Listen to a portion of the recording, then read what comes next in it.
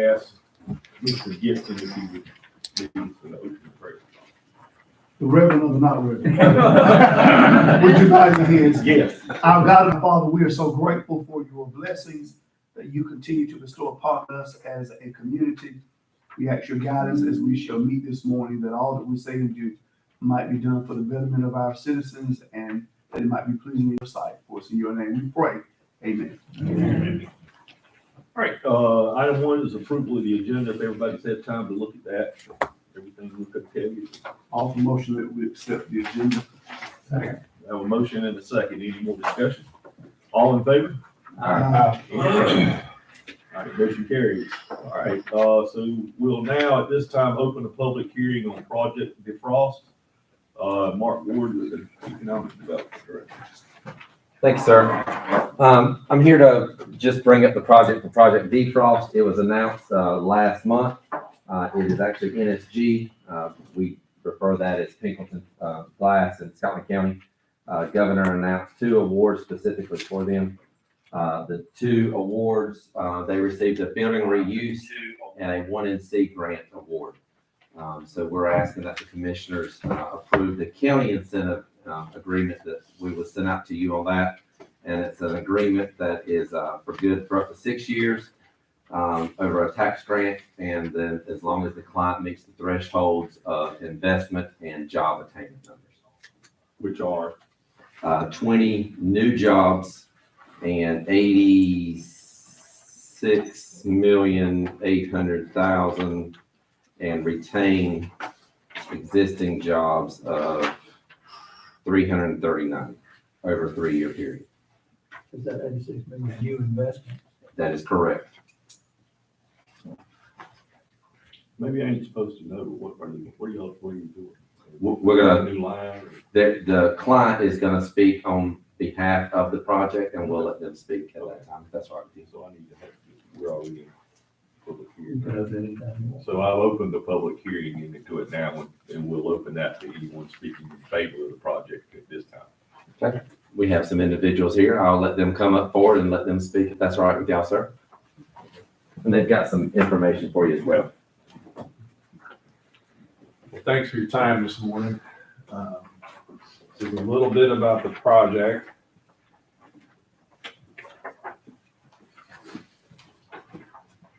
Watch that wire. Thank you.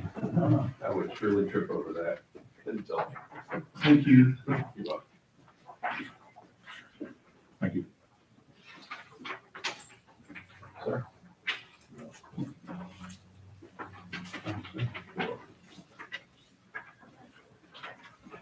So my understanding, and Chris is here to fill in the blanks on anything I can't technically, is this, Stop her. This is Josh from JM Tax Advocates. They were representing the client during the process, and they've also got the plant manager of the local plant as well. So you'll introduce yourself so they'll know who you are on that. Josh Malinchak and Chris Markovich. So basically, the facility has to, every so many years, completely rebuild one of the 2 lines. So there's two glass lines at the facility. If they don't rebuild, it's a big problem because of quality standards that they have to maintain and obvious wear and tear that happens with heat, as part of the manufacturing process. And so in this case, they're due. And so it's a pretty major ordeal. They basically strip the line down to practically nothing and then rebuild from scratch. Is that kind of the gist? And so in this case, there's some additional manufacturing capabilities that will come about as a result of the rebuild. Obviously, there's some job growth as a result of that, because we'll need some folks that are qualified to actually help manufacture with the line once it's done.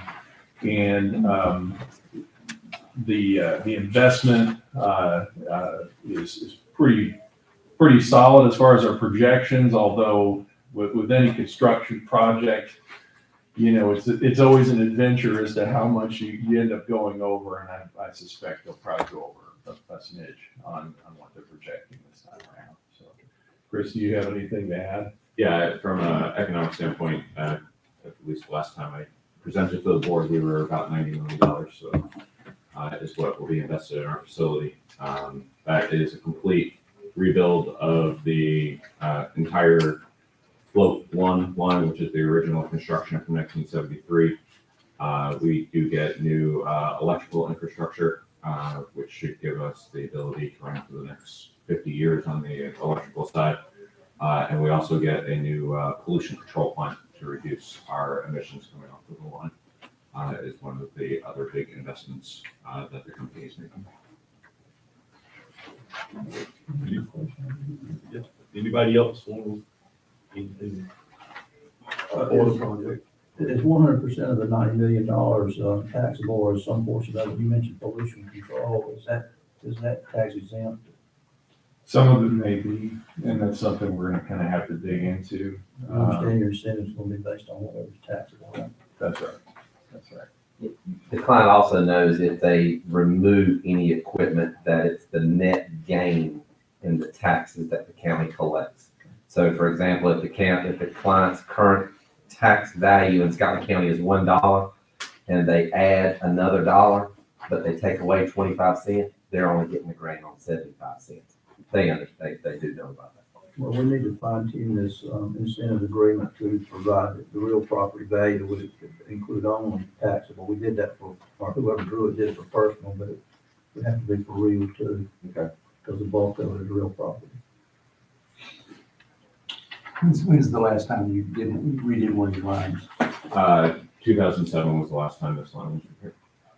Did you repair the other one? Last year, 2021. Does this include parts of the furnace as well? Yes, yeah, the entire furnace will be taken down to just the building steel basically and rebuilt. What's the time frame for completion?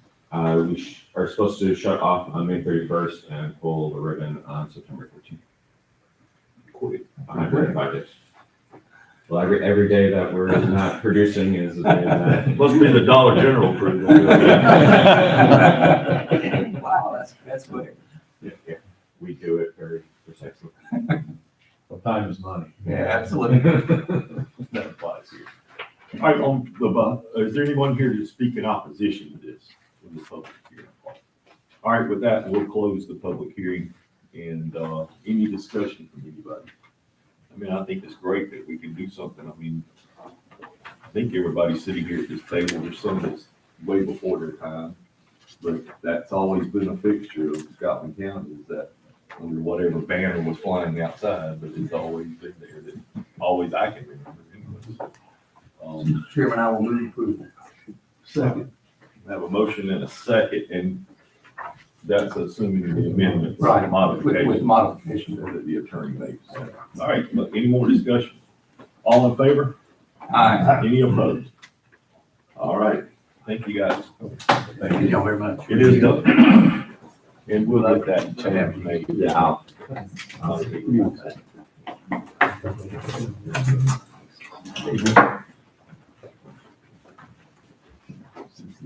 All right, item 3, tax revaluation. Good morning. I'm gonna be careful, because I don't need to fall. I am here to just bring to your attention that it is time to start seriously thinking about our next revaluation, which is scheduled for our values to be changed January 1st, 2027. I want you to take into consideration that we will need funds to do a full list and measure. We have not had a full list and measure since 2003. It's 20 years ago. And by the time reval date is here, it's going to be 24 years. Why do we need to do that? There's so many things that have changed. And although our department is we try to use every avenue that we can to make sure that we catch changes through the inspection permits, through listing forms, through phone calls that we may receive, and just out canvassing. We try our best to catch the changes that are there so that we can be accurate. We do miss some. So we are in serious need in this county of a full list and measure. and sometimes that's pricey. So with this being a budget meeting, I wanted to bring this to your attention so we can kind of focus on that. Define price. It's gonna be anywhere between, the prices range depending on which firm you may get to help with that. It can be anywhere from about $25 to $40 a parcel. Then we have about 23,000 parcels. So, $500,000 to $1 million. Wow. Potential swing. now in your packet today, I think that you received, some information that came from the North Carolina Department of Revenue about our sales ratio study. That sales ratio study, it determines if we are at assessment value, which our values are still at what they would have been true market value January 1st of 2019. Obviously, because of the market, the way it has been over the past few years, we are not, and we are significantly below value there. So that 75.08 is saying that our median sale price is a ratio to the tax value, 75% of, am I reading Of the that market right? value, yes. But they're adjusting it to 81% or the weighted ratio. The weighted ratio. And the reason that this is important is because our public service companies can only be taxed at this 81.79%. And the reason that is because the rest of the county they're being taxed based on the assessment that is 75.8% of the market right now. And so the DOR has a grand equation that they just plug everything in, and this is what they come to as 81.79. So when we tax, or when we send out our tax levy for those public service companies, we'll only be able to get 81.79% of their assessment value because we're supposed to be fair to all. So over the next 3 years, because that'll be a locked in number for 23, 24, and 25, we can only levy 81.79% of their assessment values. So we're gonna, over the next 3 years, we're looking at a loss of about 690,000 tax dollars. But when would this need to begin? I mean, Our revaluation, we'll send out we'll send out 4 bids early spring of 24, and we will be full force January 1, 2025, so that we can have it completed by January 1, 2027. Okay. So, you want to ask, in the future, how we can avoid this. We can avoid this by changing our cycle from 8 years to 4 years. Then your question may be, well, isn't that a lot to pay for a reeval every 4 years? But there are great tools out there and products that are available to us that would help us in-house with we have such a small staff, that we may be able to complete some of that reval ourselves in-house for like 2 cycles. And then maybe eventually every 3rd cycle, we'd have to have a full list and measure. But so that's why I'm asking that the board take into consideration of us purchasing the pictometry piece from Eagleview. And this software would allow our appraisers to sit at their desk and measure. And what basically what it does is this company will come out and they'll do a flyover and they'll do images of the county, and we can have them. The cost is based on what the distinction of the quality of the picture. You can do 3-inch or 6-inch, and of course the 3-inch is going to cost more, or you can do a combination of both. So you can kind of control what the price will be. But if we had that product, it would be easier to stay on top of it, and we could do more accurate appraisals more often, so you could avoid losing your tax revenue possibly from this public service piece.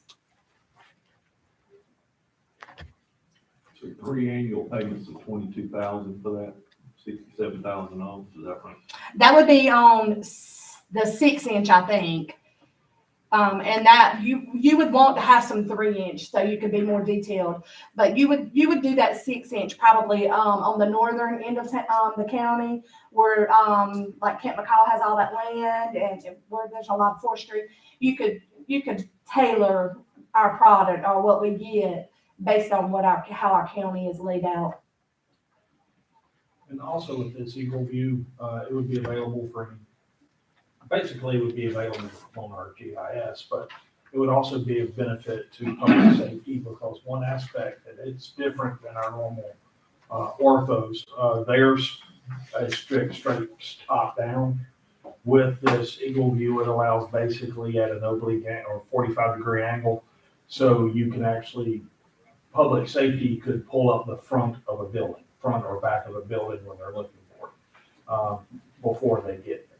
So it's not satellite, it's, Right. they actually fly over or drone, Yes. drone, whatever they do.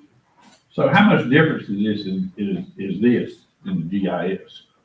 Because GIS does basically the same thing. Other than it's straight down. On GIS, you can get front view too. Not on our GIS. Yeah, on our GIS, I use it all the time. That might be tied to street view though. You with street view is what I'm talking Yeah, about. that's. Yeah. that's- You But I'm can just, what I'm saying is how much, I mean, how's this gonna help us other than the GIS we have? The ability to sit at the desk and measure, this product has that ability built in. We could sit and measure a building at the desk rather than having to hire a firm to go from parcel to parcel. We could sit there and do that. It also has the ability to lay on top of what we have in our GIS. And if there are any significant changes from what we have in our camera system right now, the sketches that we have in there, if there are any significant changes, this program also has the ability to notify or show us based on, I think they do a color code system. And we would know, hey, look, we need to go out here and actually measure this building to see what's there because there's so much difference. All right, so we don't need to do action on this, it'll be in the budget, right? Yes. Or have you included it in the budget? This will be in part of my proposal for the budget. Both pieces. Yes. But then also, once we do the reval, this coming time, the goal would be to go to a 4-year revaluation cycle. And this is the first time in the last 20 years we've had such a significant increase in the housing market, that this has become even close to an issue. So, but we just wanted to make sure that you are aware. And we did have a presentation with this firm, with Eagle View, a year ago with involving public safety, involving the city as well. And they were all eager to support moving ahead with this. Does the city do a separate evaluation, or they just go off hour? All municipalities build off of the county's tax bill. Of course, everybody hates to hear the word evaluation, you know, if you own property in Brunswick County right now, you get, that's, you know, huge wake-up call for some folks to be included on property down there, and of course, they say that they're gonna net zero it back to rate down to really, you're really not gonna pay more, but I don't know why do it, but anyway. But we don't, so you got anything else? Nope, this will be out. All right, so we'll take this up at the budget. Thank you. All right, Neil, Neil Scott, the fire department. So do I need to go to the front or can I talk from the back? Go up there because the mic will pick you up better because people watching online. So Oh, makes it even better. So good morning, I'm Neil Shaw, Fire Chief in Wagram. I'm here this morning to inform the board, I guess, of what we're doing. We've purchased a truck. It's gonna be a small crash truck with water capabilities. So we've called it a wet rescue. Our end of the county has seen tremendous growth with the road coming around Fayetteville, coming off of I-95, 295 is tying into 401 in Fayetteville now. I'm sure if you've been to Wagram, traffic is unreal. From the river to the middle of Wagram in the last few years, we've seen some really bad wrecks. And we just felt like, as being the fire department, rescues in Laurinburg, we can do something to help that out. So we've purchased a truck to answer these calls, have the water and rescue tools there. And the people that are financing it had a small list of things we had to do. One of them was get our funding from our funding lady and the board to sign off on, yes, I know you're doing this, and yes, I know you're spending money for it. So I'm here this morning to answer questions and say, hopefully you sign the letter.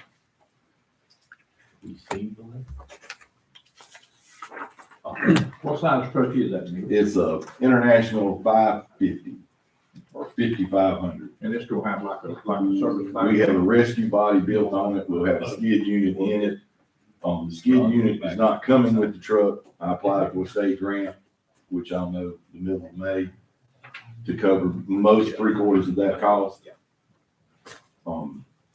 It's supposedly it is the same thing as I'm not familiar with Internationals that size. It's supposed to be the same thing as a Ford Chevrolet. Yeah, the 550, the 5500 Chevrolet. Yeah. And I did find out from the salesman, I did not know this, but Chevrolet has closed that line. Yeah.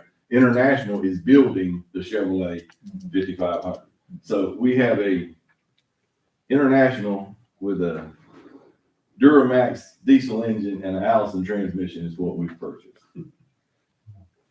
So, and it's leaving Mississippi this morning coming to Waverly.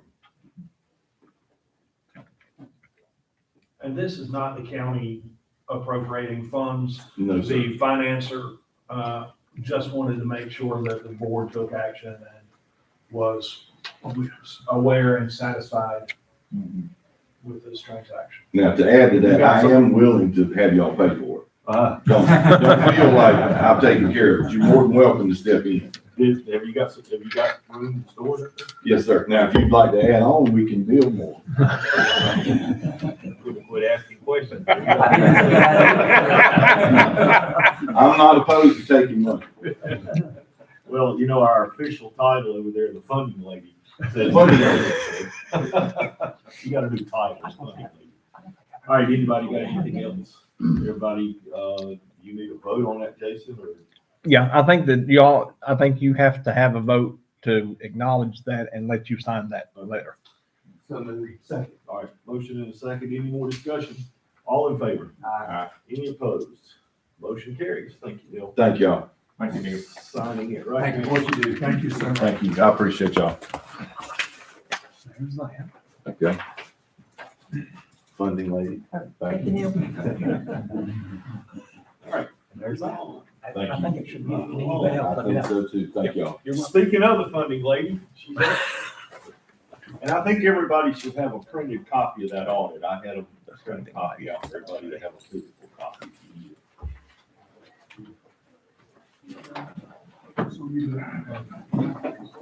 We've got our auditors here with Thompson Price. We'll turn it over to Mr. Thompson and allow him to deliver his report.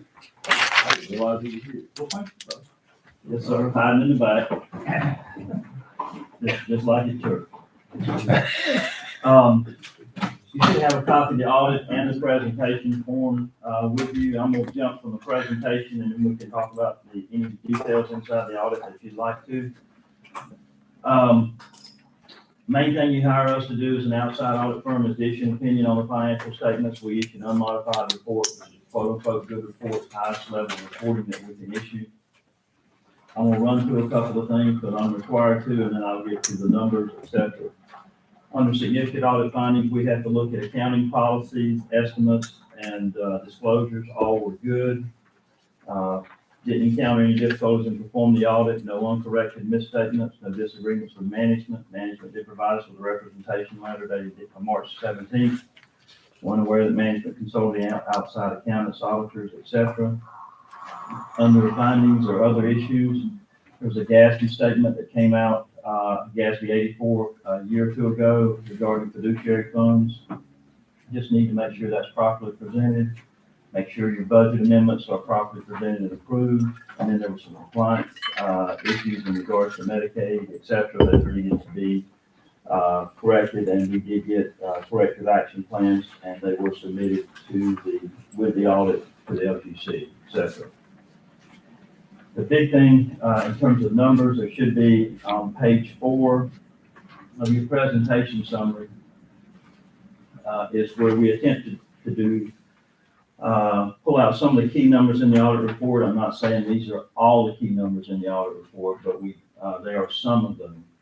And then to put it in context, we put the prior 4 years audit, numbers right beside it so you get a feel for trend and not just have a number out in space, if you will. So you see total fund balance in your general fund, that's 17,378,000. You go back to 18, that number is 13,427,000, so a significant increase in 22. Unavailable fund balance is 5,154,000. Committed and assigned is 2.5 million. Total general fund expenditures is 48,896,000.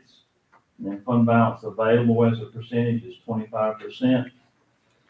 Unassigned fund balance as is 9.698 million, and then unassigned as a percentage is 19.83. I'm sure, as you know, those percentages do have value in terms of what the LGC or the debt committee looks at the state level. Though they clearly came out this year and said, everybody said for years it's 8.33% is the minimum. While everybody used that, there's no policy on that.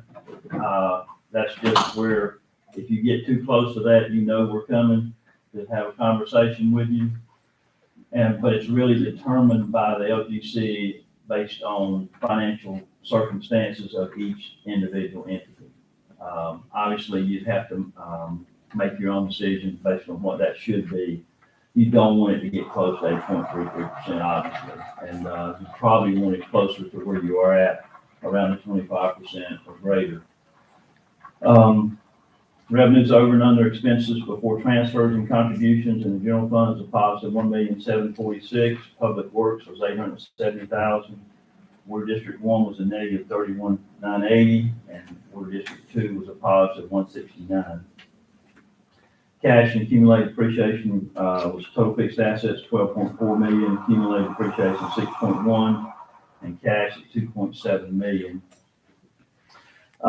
Cash in general fund was 14,854,000.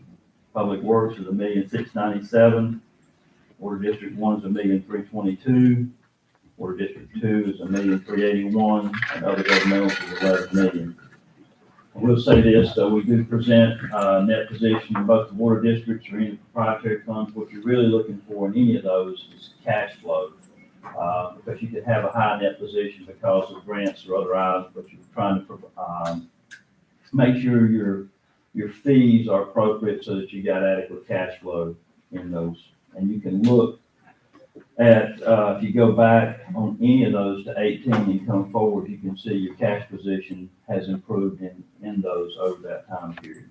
Fund balance, again, the general fund is 17.3 million. Public Works is 652,000. Water District 1 is 1.6 million, and 2 is 1.5. Other governmentals is 4,661,000. You see your property tax rates there, and then collection percentage at 97%. Excluding motor vehicles used to have more importance than it does now. It doesn't really have a whole lot of value at this point. Total property value and levy amounts are next. And then you see total general fund revenues and expenses by department there for 5 years shown. And if you'd be kind enough to flip over to page 5, you can see the total fund balance in blue and committed and assigned in red. Current year, June 30, 22 is the highest of any, obviously, in the fund balance. And then you can see the analysis of your fund balance available compared to your group weighted average there. And group weighted average is going to get where it has little to no value going forward, because somebody smarter than me at the LGC decided that they were, instead of grouping it in groups of 10 by population, they were going to group it, everybody above 100 million in budget and everybody below 100 million in budget. So it's hard to have comparables when you have that. And then on the top of page 6, you see unassigned fund balance as a percentage on the top, and then over and under expenses before transfers on the bottom. Not fun. And then on page 7, you see cash balances and fund balances in a pie chart with the respective numbers underneath that. The total cash being 30,327,000 and total fund balance being 25,871,000. On page 8, you see your property tax rates versus group weighted average, and collection percentage versus your group weighted average. Page 9 shows, pie chart with a breakdown of general fund revenue, ad valorem taxes making up the majority of your, or the largest of your revenue sources in the general fund at 48.08. And that's why they track collection percentages, et cetera, because it's such a large portion of your revenue source. Then on the bottom, you see where education, human services, public safety were the three largest expenditures. And then 2 years ago, if you've been on the board for any length of time, you may have gotten a unit letter. The LGC decided they weren't going to send unit letters. They decided the auditor should be the deliverer of unit letters. And so the last page, on page 10, is what they would like a response back for. That is the timeliness of the audit, the budget violations, and then the material weaknesses, which would be the budget issue again. That's what they would like a response on. Inside the audit report, there are a couple of things that are the Medicaid findings. The prior period adjustment had to do with actually increasing the fund balance because we accrued another month of sales tax, like the LGC memo said. Very appreciative of all the assistance we got from staff in terms of providing us information, working through the process. Appreciate you allowing us to be your firm for the audit. And I'm happy to answer any questions you have of me now or anytime. You're always welcome for staff or commissioners to call me anytime and go, hey, what do you think about this? What's this, et cetera. And I'll do my best to get you an answer as quick as I can. So that explains why we didn't get that LGC letter this year. Because normally we got it at our house. That's exactly right. And correct me if I'm wrong, and Kevin, I think I've seen that we prepared the responses to this. I guess we need that approved, but, the budget issues, I didn't see anything in major amount wise in there, but I know they have to be listed, but, it was maybe some legal expense or something, or one over the top of my head, but, and then the DSS stuff, it seems we have that every year, but is it true or not, and it may have passed, it may not, or it may be action, that they're talking about next year, if you don't get your audit in on time, withholding your sales tax revenue until it's. It did pass the House, and I haven't seen where it passed the Senate, and I haven't seen, as a result, I haven't seen where Cooper signed it yet. So I know it's definitely floating around up there, but I haven't seen the final disposition of the bill. So I don't know the answer on that. I just think that is something we need to keep in mind, us. Yes, sir. I mean, I know you can't do it until we give you the stuff, but, and I know there was a software change, I think impacted a lot of it this year from what I read in here, so. And that has passed the House, and it's, would this LGC could withhold your sales tax up to 150% of the audit price. So that means you're gonna work on the audit price pretty hard. Yeah. So they could withhold They may be sending you a message. $75,000 out of our $7 million. Yeah, that message may be directed at you. It also in some of the conversation about that bill, and there seemed to be a number of firms that do this who are no longer doing this. Is there a scarcity of folks that do these kinds of audits? It is. I mean, the challenge with it is the number of continuing education hours, the regulation. I've been doing this for 37 years. 20 years ago, 25, whatever, it was just kind of a thing people did on the side. Your local auditor or CPA did your audit. And now, if you don't have a significant number, you're losing money doing it. And that's why a lot of people go, I don't need that headache. I don't need to see the state auditor. I don't need to see the local government commission. And so you either do a lot of them or you don't do them anymore. That's what it seems like. Especially with our counties and school boards, they do more work getting ready to do a county than they will probably actually do in the county. The issue too with some of this, it spills over not only into the audit firms, but into finance officers. I think I read in the North Carolina League of Municipalities where 90% of municipalities with a population less than 2,500 were on the government LGC watch list. So it is a significant issue. The smaller you get, trying to find somebody capable of doing the books with the promulgation of all these new standards, it's a real challenge for lots of folks, and that's part of the reason why they're pushing this sales tax thing. In fact, the more you want to hear, I'm sure, but the League of Municipalities put out an RFP basically saying we'll pay CPA firms or other firms to help catch up all these small towns bookkeeping so that they can actually get an audit. I mean, it's a real challenge statewide where a lot of the units are. Does the LGC also monitor school systems? They do, but not near, I better be careful. DPI monitors that real hard, and then the LGC still has oversight. But I think the Department of Public Instruction reviews that pretty hard before it gets to the LGC.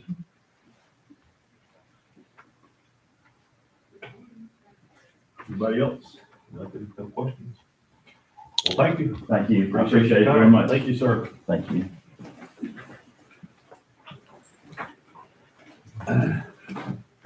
There's a reason assigned that everybody struggled and read all 153 pages.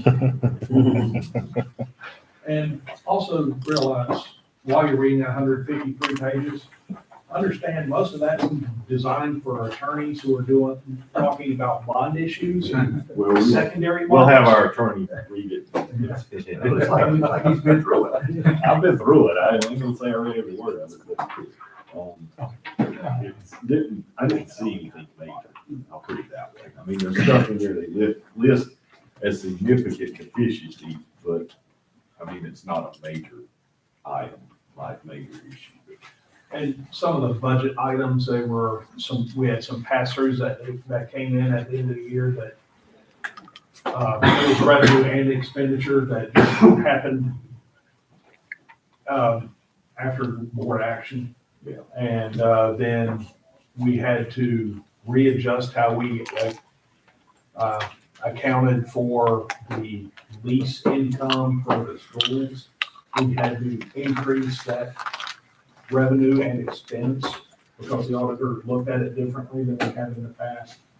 So that also put it in as a higher amounts, and that will be in the budget later on as well. All right, thank you. Unless you got anything. I'm good, if y'all are good. No, we're good. Thank you. All right, moving on, item number 6, water discussion. Chuck Willis. There he is. Good morning. Good morning. My first time here in Scotland County Commission. Thank you for having me. Kevin asked me to come this morning to talk about water issues, and I'm open to talk about whatever you would like to discuss. I know one of the topics that you've had under discussion was a recent application for funding for extension of a water line up North Turnpike. There's a lot of discussion about what can and can't be done related to extending water up there. So I'm hoping to clear up some confusion about what we did and what you might like to do going forward. The assignment I was given was to determine what it would take to extend the county's water system to serve the area along the North Turnpike.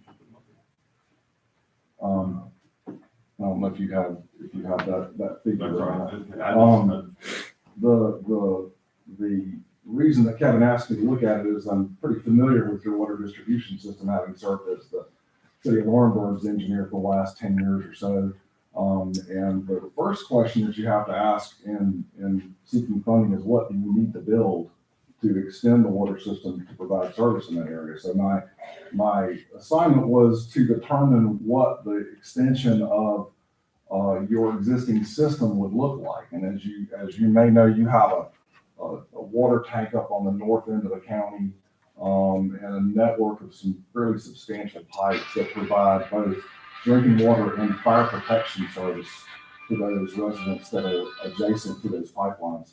So that was the basis for the preliminary design, which is essentially a 12-inch water line extension and another extension over to tie into the north tank at the north end of the county. So when you're applying for a grant application through the Division of Water Infrastructure, which is what this grant application is for, there's a couple things that you need to do. You need to make sure that you've asked for enough money to actually build the project. Don't come in low. And keep in mind that the process takes several years.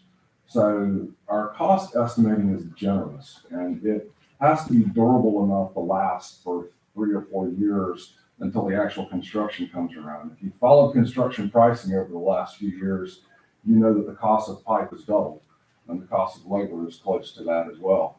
So the estimate's healthy. And if you go ask the contractor on the street right now, what does it cost to lay pipe, he'll give you a number. And if you ask him, what is your bid for laying this pipe 3 years from now, you're going to get a different number because he has to be able to account for those escalations. So what you're seeing in the cost estimate is a very inflated number, which is appropriate for asking for a grant. So we prepared that grant application. That application package requires certain technical things as well as the cost estimating portion of it. And the Division of Water Infrastructure receives a lot of applications. In this particular round, back in September, they received about 200 applications for water projects, and they awarded funding for 30 some odd projects out of that 200. So the competition's pretty steep.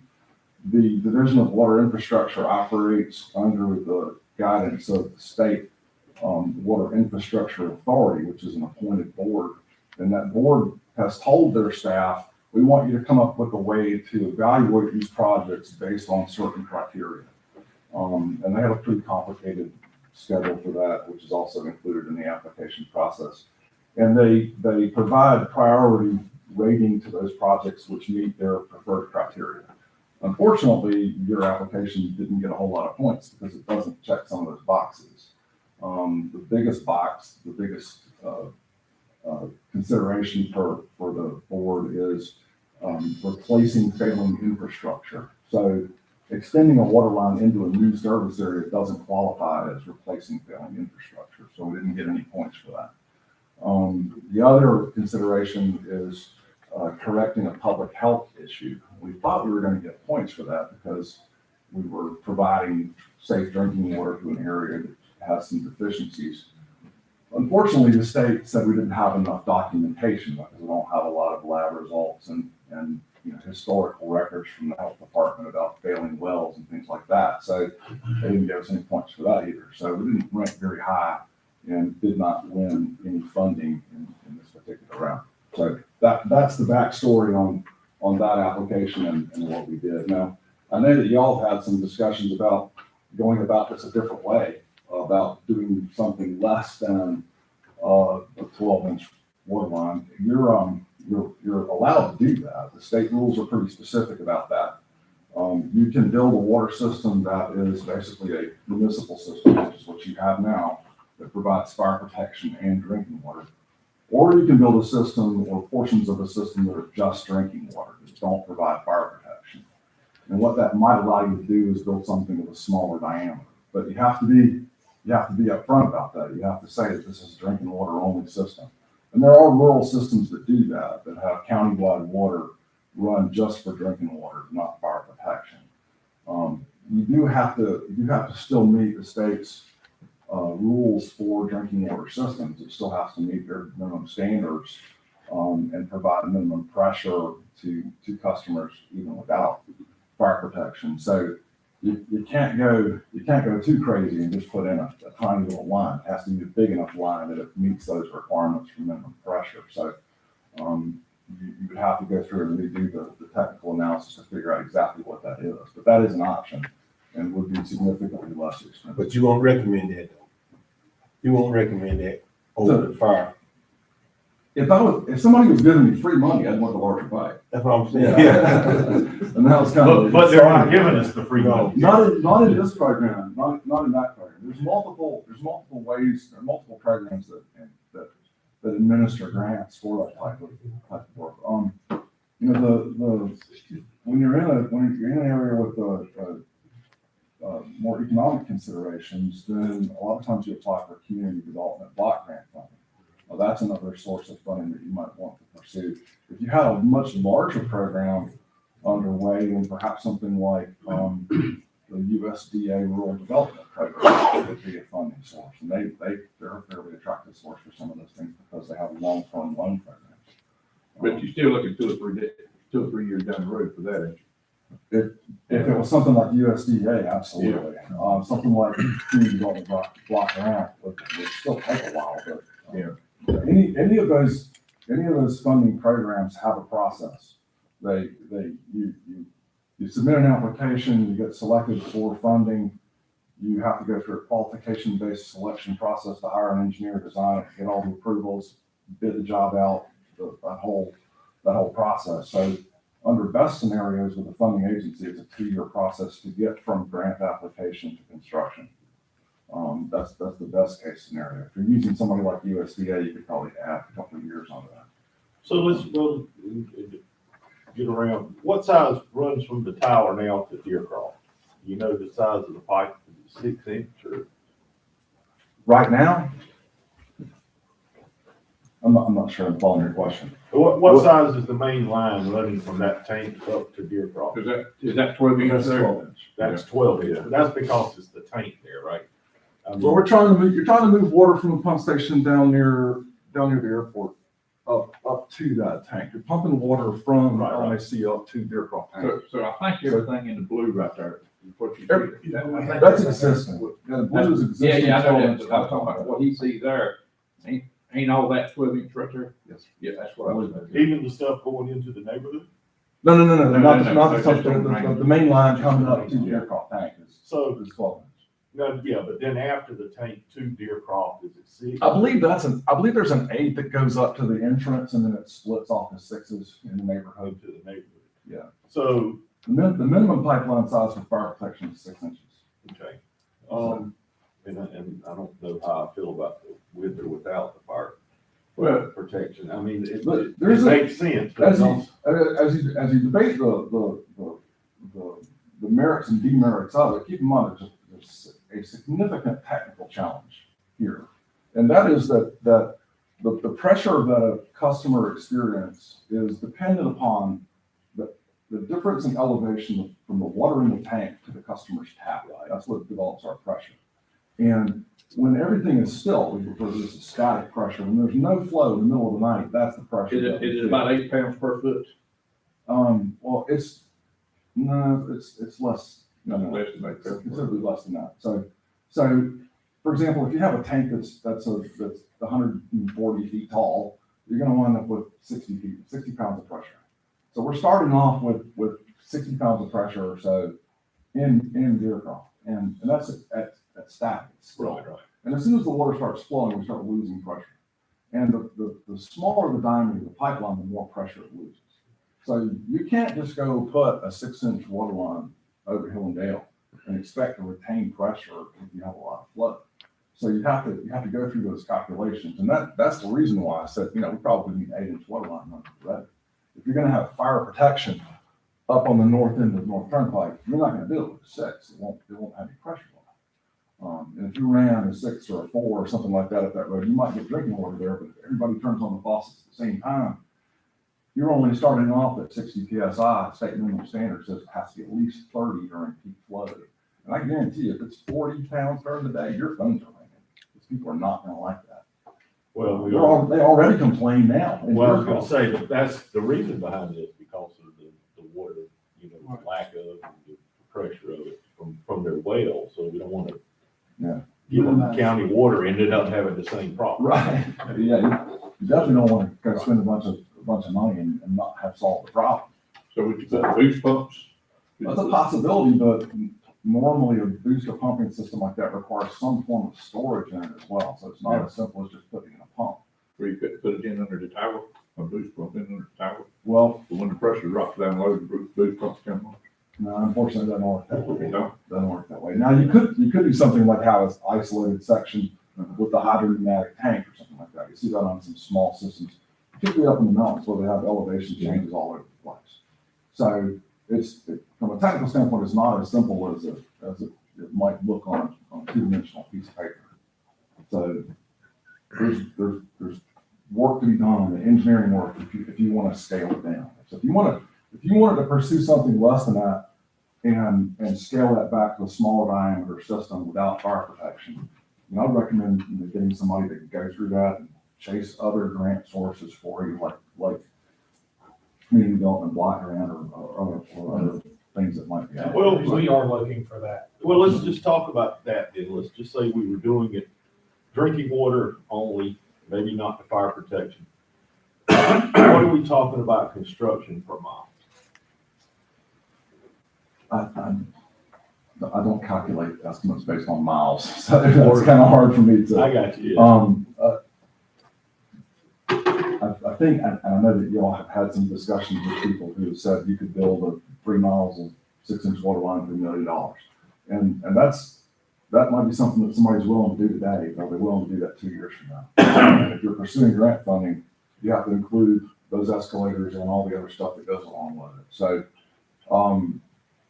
I can tell you that just the materials for a 6-inch pipeline job will probably run you $20 to $30 a foot just for the materials. So if you're gonna do a 3 mile long pipeline job, you're looking at I'm trying to count. a bunch of money just for the stuff. $200,000 in equipment. So I don't think that you can build. I've heard the number thrown around that you can build it for $1 million. That might be the case. Well, 3 miles wouldn't do what's shown here. Right. Because it's That's a little more. a mile and a half, almost 2 miles from where that line ends at Deercroft down to North Turnpike Road. So what you're saying, Chuck, is you've already looked at this and noted there ain't enough pressure there to sustain that line? That, as drawn there, it will work. For smaller diameters, I haven't looked at. I have not yet. Oh, okay, so Small you just diameter. speculate right now. I know You're that- saying that line would work, but you're talking about an 8-inch? Yeah, that's 8s and 12s right there. But that's with the assumption But that do we we'd be need, able to have. I mean, fire so protection. you think of a 12-inch line, you think more of a commercial type thing, and I don't think we've got anything commercial wise. Well, I think you're talking about it's keeping not- the pressure up for the Yeah, fire. it's not based on commercial or industrial electric, it's based on pressure loss. Yeah. It's all an evaluation of pressure loss during the flow scenarios. And the driving flow scenario in a fire protection system is fighting fire. I mean, we want to go to hydrant and open it and get 1,000 gallons a minute out of it. And I That's a think lot of our work. closest hydrant right now is James Shaw Road. I know there's one on that corner. And then probably Shaw, one on Carl Moore. Deercroft, yeah, would be the two closest hydrants now. So if we went without, honestly, I'd want to hear from the people there that, that live up there. Does it work for fire protection too? Well, And, we're talking about 1,000 foot apart fire hydrant, right? Is basically what we're saying. Basically, if you're gonna do that, yeah. The goal is to be no more than 500 feet. and on the flip side of that, we just ordered 6 brand new tankers. Well, I was Yeah, gonna say, so- it's served now by tankers from And Springfield, Raven, Longer, wherever.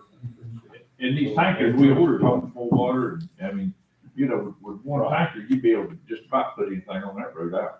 So ideally, we almost have what we need for fire protection.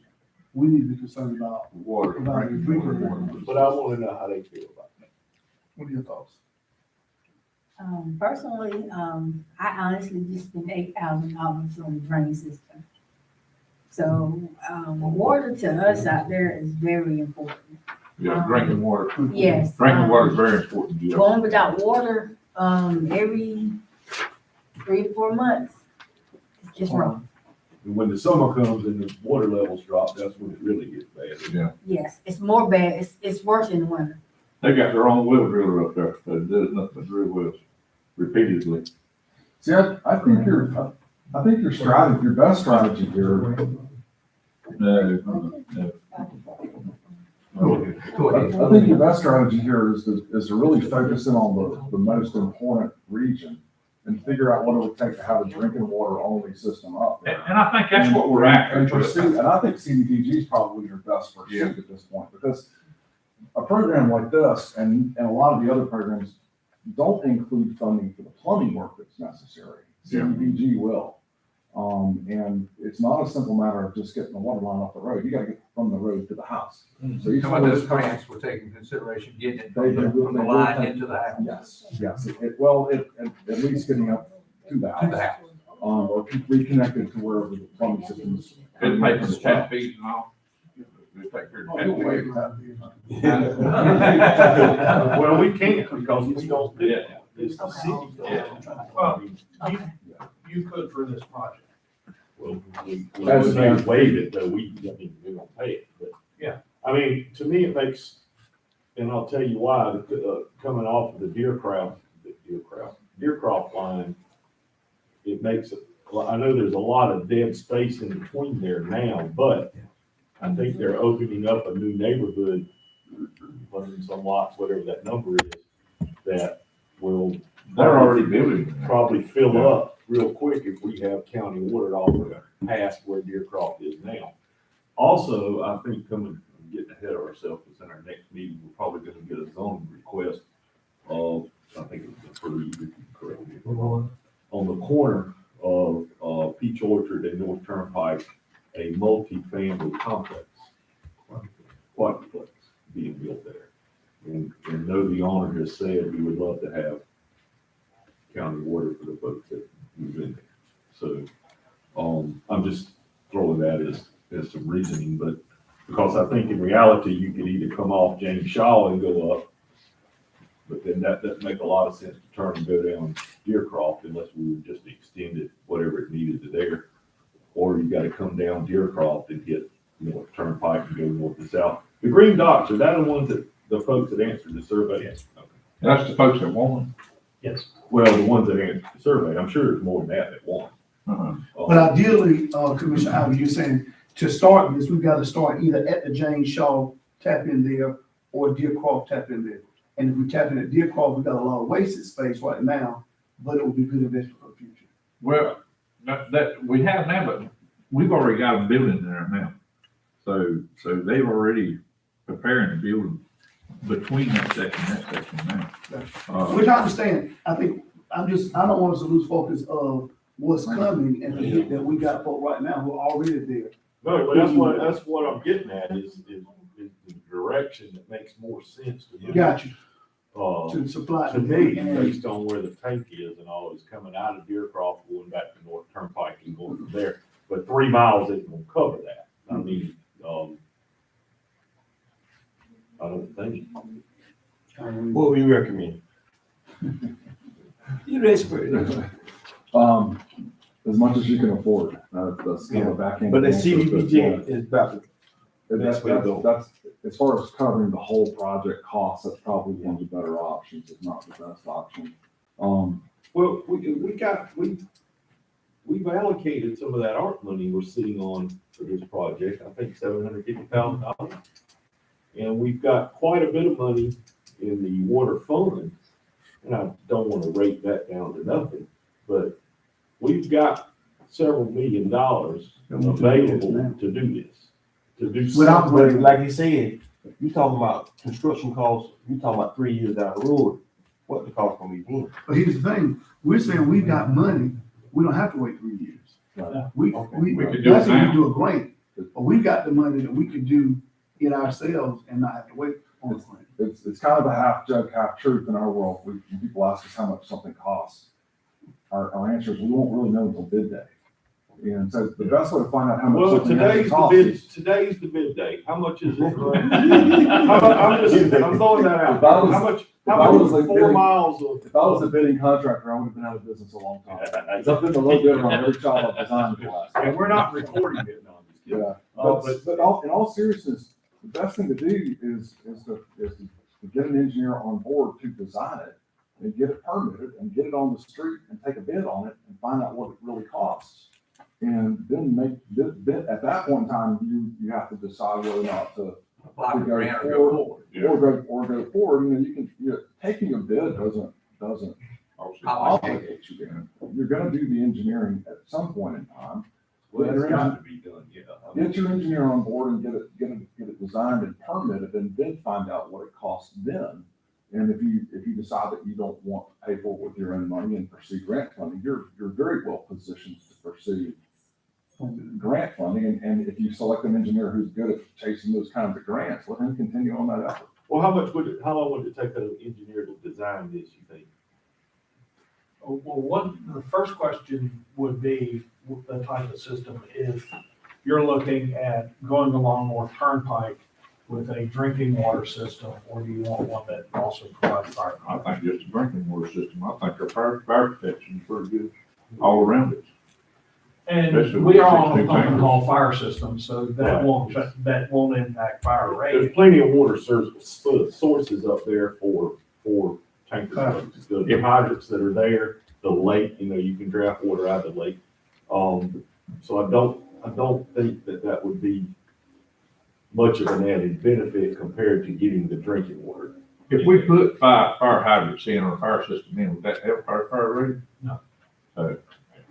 So if you don't follow the program the whole way, it doesn't. Because we switched over to a fire hall rating method. So now, as long as you're within 6 miles of a fire station, you have the. And everybody in all of this is- everybody in the county is within that, I think. Yeah. Do that now. Yeah, there's enough tankers in that area to have 6 there within a few minutes. If we didn't pull it off of Deercroft, which is, I think is obviously what we want to do, but where would, if you pulled off this blue lines down. at the James bottom, Shaw Road. Yeah. That's James What Shaw kind and of- Harold Morris Road. right Yeah, there. what kind of pressure would you have if you ran that line straight up there? So it's gonna be a little bit more variable because That's before the water tower. that's between the pump station and the water tower. So the pressure fluctuates a bit there, depending on whether or not the pumps are on or off. So when the pumps are on, the pressure's actually a little higher there than it is at Deercroft. And then when the pumps are off, it's a little bit lower. Okay, but if you, is that water taking water to Deercroft? It's in and out of that tank, yeah. Okay, so if you pulled a line straight up from James Shaw Road, I don't know that it would make a much of a difference during most. you still should have enough pressure to do what we want to do. I believe so, yes. So Chuck, With let me ask a little bit more fluctuation in pressure depending on pump cycles. So let me ask you this, so the pump, the water is coming from, the flow is coming from the airport. So it's Right. coming- here, bud. Yeah, yeah, yeah, I'm just wanting everybody to understand what I'm asking. So the water's coming from the airport, from the right. Now, if you pull off of James Shaw Road right there, with the red line's called, that's James Shaw and Turnpike. Now, would you take that around and tie it back in? That would be the preference. But then you have water, 2 lines going to the to the tower. If I was doing a municipal type system, like the rest of your system is now, fire protection, we like to create loops. Loops double the amount of flow capacity, and they also provide redundancy if you have to work on something. So my question is, if the water tank starts getting low, so it would actually fill the water tank up quicker? With 2 lines going to it? Yeah.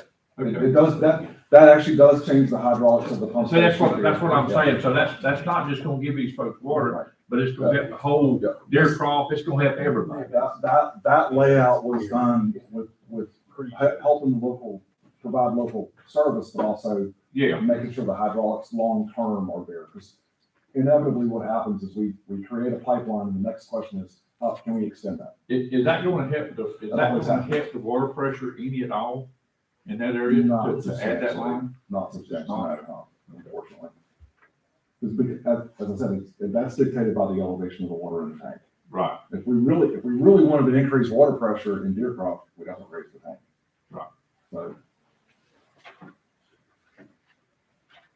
I live up there and the water pressure, I ain't got no problem with the water pressure there. You, Ed? No. usually when we get down to about 50 PSI, 40 to 50 PSI ranges, we can start complaining. All right, so I guess what we need to decide here is if we want to have the county manager get looking to an engineering firm to design a drinking water line for that area based on our mapping now. I hate to use the word cheapest way we can do it, but Most cost efficient. very, thank you, that sounds better. Yeah. Of providing it to where we've talked about so far and attempt to use the funds that we have in hand to do this without having to wait on grants and everything else. Well, I say, let's just get prices on it. Let's get engineered. Well, they gotta engineer it for Yes, this price. that's what I'm saying, let's get it engineered, get prices on it. Do you need that in the form of motion? That's the way you need that. The big thing of it is, I just need a decision on drinking water system Let's do versus. that. Jason says yes. It would be cleaner. Yeah. So moved. All right. Motion, that it be a drinking water. Drinking water system. Drinking water system, I second. Okay, all right.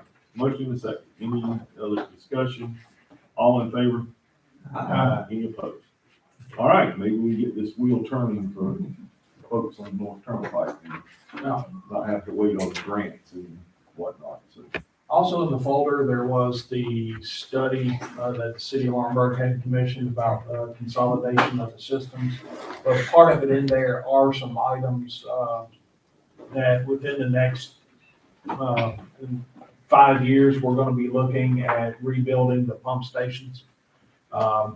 So those costs are gonna, I think they're listed in there being $500,000, $500,000 to $700,000 each. So those are gonna be costs that we're gonna need to. Well, I read that and I didn't read that it needed to be rebuilt. It just needed to be maybe some updating done. Yeah. And I get it, but we're gonna have to do that no matter what happens here. Yes. But, there's parts of that study, and we talked about this last meeting, about giving that system to the city. I don't think anybody sitting at this table wants to have that discussion anymore, so. I mean, cause I read it, and the way I read it, it was gonna cost us $8 million before we gave it to the city. And then turn around and give it to the city, and then I wonder, why would the city want it? But then you come across the thing of, the city's never gonna do this for North Turnpike. They're not gonna come in and put in these lines for these expansions and stuff. And so I take my. I thought we had previously had that conversation and decided we didn't. Couple times, yeah. But I think the city paid for this study, so. Yeah. Yeah, the state is very enthusiastic about consolidation of water systems. And I They get it. gave the city a grant to look at it. And, I mean, the study is 90% asking the technical question, would it work? Right. And the technical question, the answer is, yeah, it would work. There's some loops that need to get closed. And the majority of that $8 or $9 million we talked about was there, if you really wanted to consolidate into one system, there's a couple of pipeline jobs that need to be done to tie those systems No, yeah, together. So you don't have to do that, in order to consolidate the system. Again, it's something we're not losing money on, and the city pretty much manages the whole system for us now anyway. Under whatever agreement, and of course, we pay them for that, and they bill to the customers the water and everything, so we don't have a water department. No, we don't have anybody. Does anybody know what we pay the city to do that? And the question I got is, does anybody look over the bills that the city sends us to say, hey, this is right, they done this, and how do we know that they done this? You know what I'm saying? I mean, do we have anybody that does that?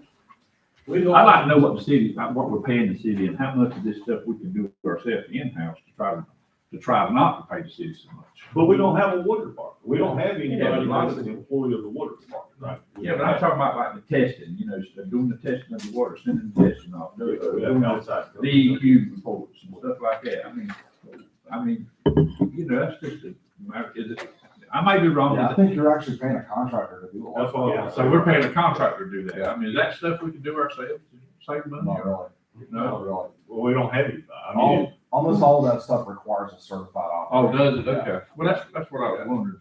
And, but another question I got for you. Now, you say the pumps need to be refitted or replaced or fixed. Can we Can we apply for grants for that? Did he make grants to do that, to repair water systems? Yeah, actually, the grant program we were just talking about, where you're replacing failing infrastructure or aging infrastructure. Would that cover the That's pumps? yours. Does that cover the pumps? And a lot of the reason why I put those things in that report was that's the basis for then applying for grant funding for some of that stuff. So, and if you're gonna make a bunch of improvements to an existing system, you get points for it. And if you're gonna consolidate that system into something else, you get more points for it. Mhm. Because they want to see Scotland, Lawrence's maybe not the best example, but you heard your account talk about all of these small towns and how they're in financial trouble. One of the first things that is evidence of their financial trouble is not looking after their infrastructure. Right. And so we see small towns all over the place that just don't have the capability to do it. And the state says, you guys need to get together. Right. You gotta merge these systems together and get an operator in there who can handle, running those systems. And there are counties that have half a dozen water systems in them, all of which are in bad condition. Yeah. Put them together in one county-wide system, put it under proper management, then the state's gonna kick in money for. What I'd like to see, Chuck, I'd like to see this water line put in here, because these folks have waited a long time for water. And they've been promised water time after time, and I think I said that last time. But also, I'd like to see us apply for some grants to also tie these loops in and to connect these loops out. And I think that really needs to be done. And, at the same time, apply for the grants at the same time to do a lot of the repairs that you've listed. Yeah, there's no reason not to Yeah, pursue those funds if they're out there. And there's also no reason not to ask for them through the direct appropriation process that we're seeing in the state. Yeah, that's right. But Yeah, so- right now, I mean, I'd like to go ahead, feel like I'm talking here, but I like to apply for that grant, to do that again, and just see if we can kind of lessen it down a little bit and do it. But that's a separate project. From this, but this right here, But you can do those things simultaneously. Yeah. You can go through a qualification-based selection process. Don't skip that step. Otherwise, the grant funding agencies will Right. not like it. Go through a QBS selection process, hire an engineer, get them started on design. Simultaneously, get better documentation on who's having trouble and get, testing analysis stuff done with the health department, help with all that stuff. So that you've got that in your pocket. And then when you get to the point where you might want to seek grant funding, you will already have that information available, justification for that. So you can pursue two paths at the same time. I just don't want to delay this, waiting on the grant. Yeah, don't. yeah, no, I think we need to go ahead and pursue on this, but I'm talking about the future repairs that you talk about with the pumps and especially tying the loops in, because I think everybody agrees that we need to tie these loops in. Oh, Yeah, so I don't necessarily agree with the state's decision to separate those into multiple systems. I mean, Yeah. that's, Source is all the same. Well, they got them separated into what, 5? Is that right? 5? Yeah. But, Well, the source is all the same, so I don't understand the reasoning for that either, because. Well, they're not connected though. No, but the source is all coming from the city of Lawrence. Water is, the source of the water is the same. But I think there's some interconnections that you could do that would make an argument that we can consolidate. Instead of having 5, you have 3. Yeah. I mean, they literally test the city line up to a certain point, and then where our line starts, they do another test, and that could be feet apart, instead of, that, I'm just. Yeah. No, that's definitely not my area, but Kevin, there was an application or some information I think you ladies sent you. Did y'all send me? I thought I. About, North Carolina DQ's Division of Water Infrastructure, announcing their spring 2023 funding application. Do you recall that?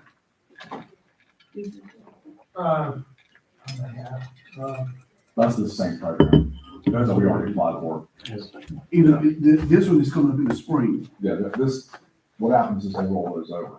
So if I'm not mistaken, the September application is still in the queue for reconsideration in the spring 23 application. Gotcha. But as it stands right now, it doesn't garner the points that'll get it funded. But it's the same. It's the same program, yeah, same application. And you Yeah. said there were, 300 applications? 200 and some odd. But it was less than a quarter were funded? Yeah. So how do we make ours look more attractive? I think you said that, Well, it's not, it's not a function of just like making it look more attractive. It's gotta, we gotta, I mean, do documentation on wells, stuff like documentation that. on wells, including lab results, and that's a big one, but not being a project that replaces failing infrastructure is the biggest one, and we can't make that. You said they had 200 applications and they approved 30. Were all of those infrastructure? I think almost all of them were replaced, had some, at least some replacement component to them. There are probably some in there, I haven't gone through all of them. It's a pile of paper this fall, so. So the best office was to follow the motion we just made, I believe. 20 minutes ago. It was a good discussion. It was. Yeah. What are you trying to say? All right, anything else? Anybody else? Thank you, sir. Yeah. We appreciate your time. Thank you. We'll move on to the, unless y'all need to take a few-minute break. We're gonna move right on to item 7, CDL training property for Richmond Community. Have a good day, ladies. Take care, ladies. See y'all later. Thank you. Okay, with this, should be fairly easy. The, truck driving, training program, with that, we've done the environmental studies, that's been approved, and this is just taking the board's already approved with the concept, but we're asking the board to go off and authorize the transfer of the properties to LMA and to RCC, allowing for the transfer of the properties. I thought I just signed that deed. I signed one at your office. You did, and is that the same piece, Tim, the 3.28? Yes. I shared that deed with Mr. Bruno, who represents the airport authority, and he wanted to clarify on his end whether the deed was to be to the authority itself or to the two municipalities. And I had a 30-minute conversation with him about that this morning in preparation for the meeting today. He wants to finalize, he's going to review the legislation that established the Southeast Regional Airport Authority and also be sure. So I told him that if it turned out that the deed was to, I just did what Mark Ward asked, that we do the deed to the authority, but, and I have not recorded it. I know I signed Yeah, the other you day, did, so. you did. Okay. But it's possible, depending on what his research and his folks want to do, that we may redo the deed and make it to the two municipalities, the town of Maxton and the city of Laurinburg. And of course, if it goes to the authority, then we've got the deed ready to record whenever the other folks are in accord with what they want to do. So do we need to do anything on this, or have we already done? If you've already done it, and I just wanted to make sure, see if there's anything that was specifically needed to do for all of these. Has the property been deeded to RCC? Not yet, the RCC is taking it, I believe they've made the application to the state to receive the property. I think some state approvals are necessary, and then also want to be sure that we're doing it to the right entity to receive it on the airport. So we just wanted to make sure that we were in position so that when the RCC gets approval from the state to receive it, that at that point in time, we can transfer it. All right. Next item, acceptance of bids on foreclosed auction. Okay, we did have some property, these are some foreclosed properties that the board surplused last year. They were foreclosed, tax foreclosures. They went through the bid process, they were auctioned off. They had a high bid and the transaction fell apart. So had them add those properties back into Iron Horse's bid last month, or their auction last month, and those have been rebid. So the bid proposals are in your packet, and we just need. I didn't see that. Okay.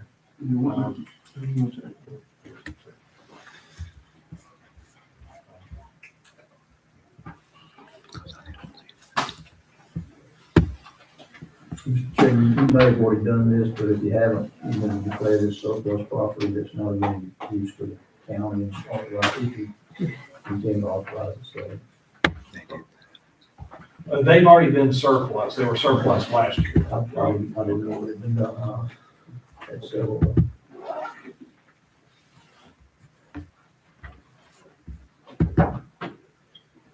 I didn't see any, I guess he's pulling this up. Yeah, I didn't either. I didn't get anything on it, there's a page in here about it, but. Okay. Okay, there we go. Okay. But these are So they're ready to be sold.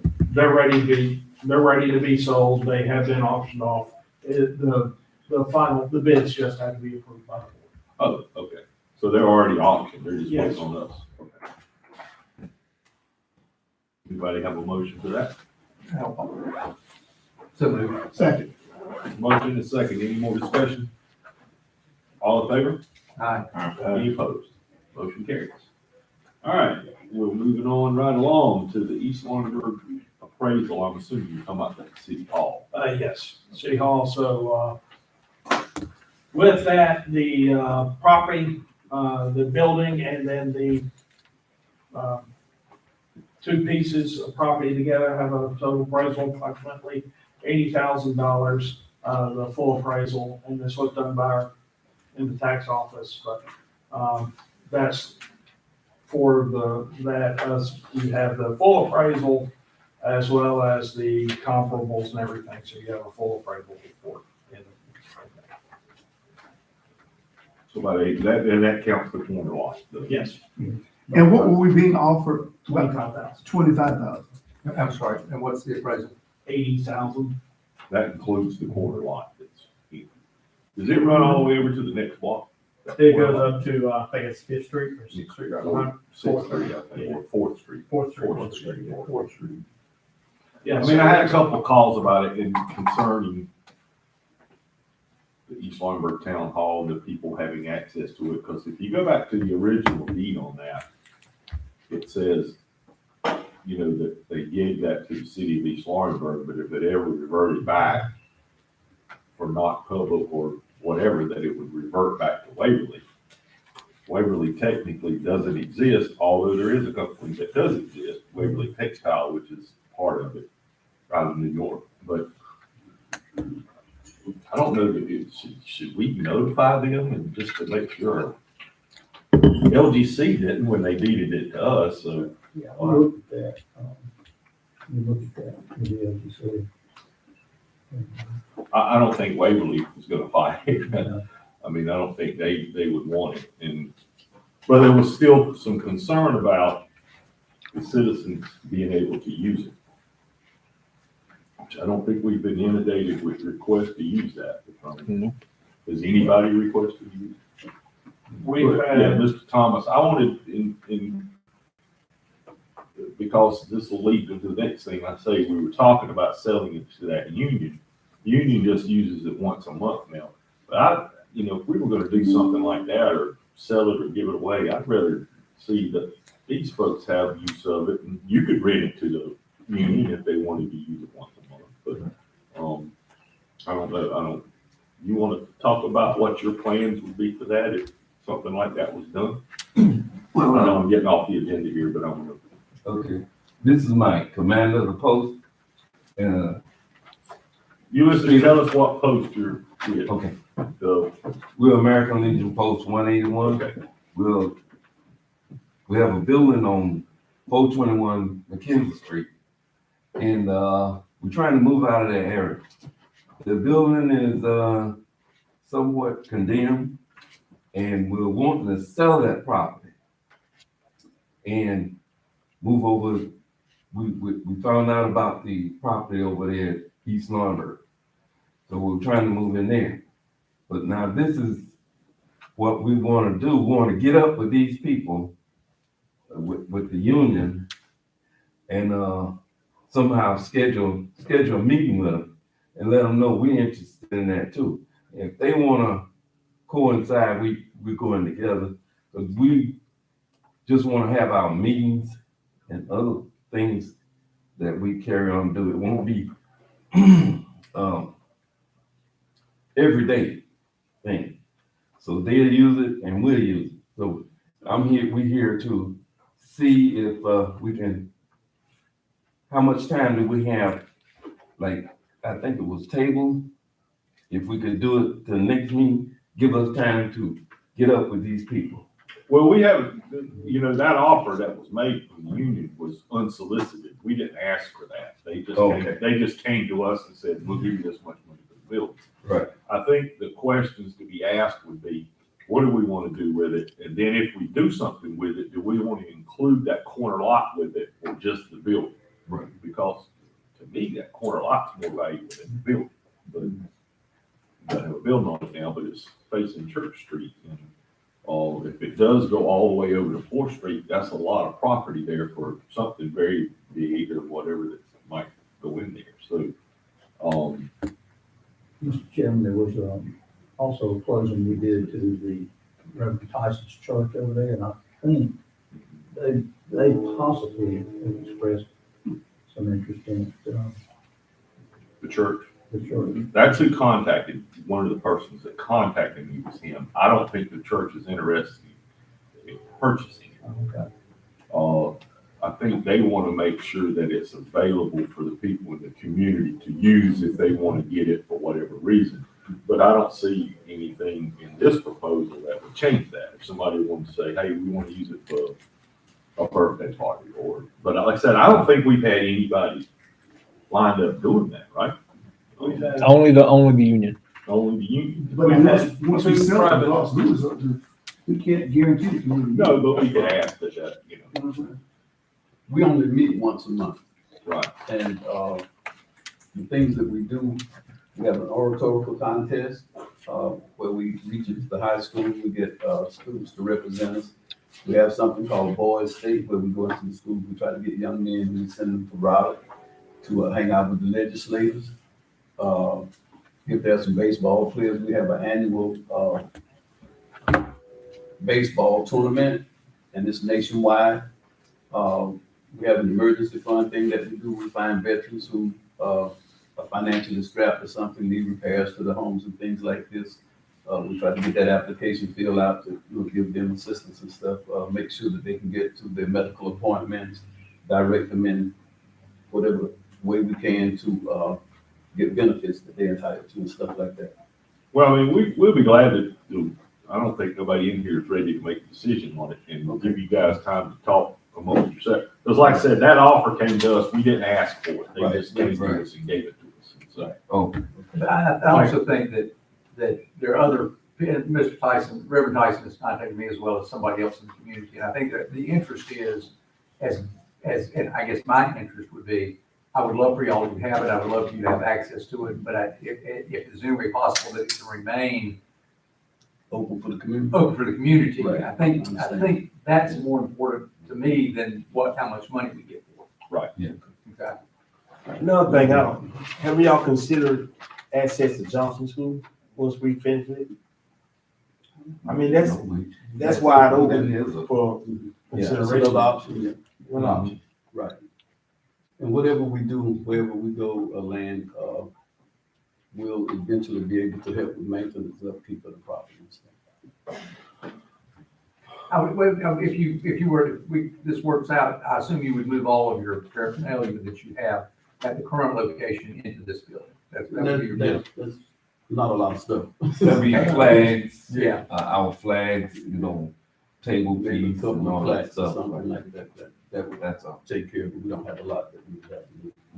okay, but we will let y'all have that discussion and we'll go from there. We'll Appreciate it. Thank you. when you're ready, you let somebody. Do you all know how to get up with the union people?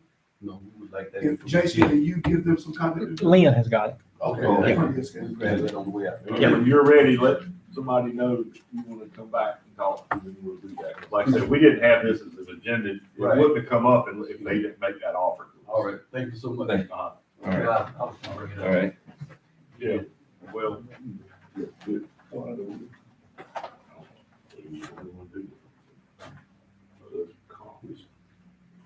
We'll talk. Okay, All right. you take care. All right, so moving on, we're at the 2023-24 budget item. Do y'all need a break or anything for a few minutes? Well, let's get 30, yeah. We can move to this pretty quick. You wanna take 5 minutes? Recess and then come back? That's fine. 5 minutes. Just a stretching, nothing else. Right. Okay, good.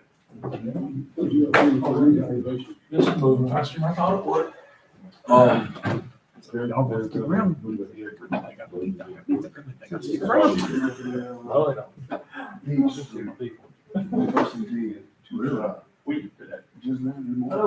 9:30. Right behind the Catholic church.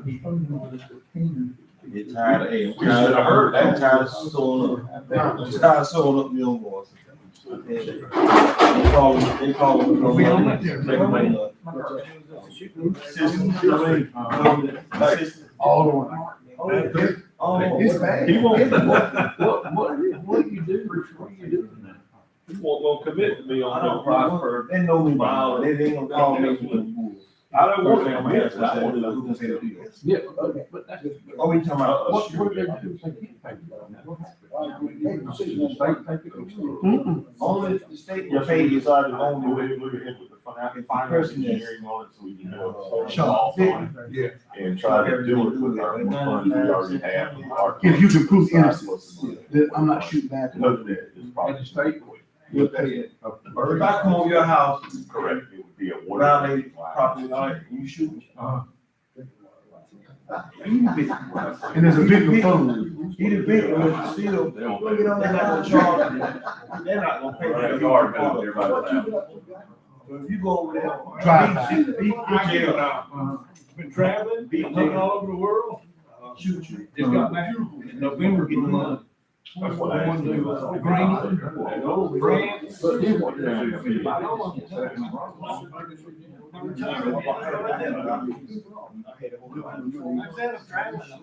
Wow. Taking care of my money. I couldn't do that because you can't take, hospitals ain't gonna take it right back. That's why right now, when they call, that's where I let my mom know. When you call, I want contact person. Yeah. All right. You need your phone, she's headed that way. Or I go pick that body up. When I was in Europe, I need you to sign. Because once you get it, they don't want it back. Yeah. You can't take So it. you can't take it back. You like an old shirt, you can't take it back. You can't You take it stuck. You stuck, you stuck with all this. Wow. I mean, that's why I bought freezers. Wow. He didn't help me forget because he took. And nobody- But I understand. I thought my business was You got equipment and stuff, but I. So you got, he, I mean, you know, I go around and visit. I told her that. he's still mom. I got on the phone, she's somewhere, and she can't find her. But I mean, no, he told me I ain't talking to him. He He on the line. Him and that wife were going through a. I'm just. That's the same guy.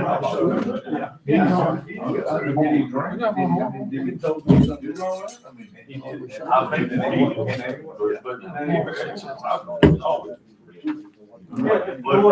I was sitting there thinking about it.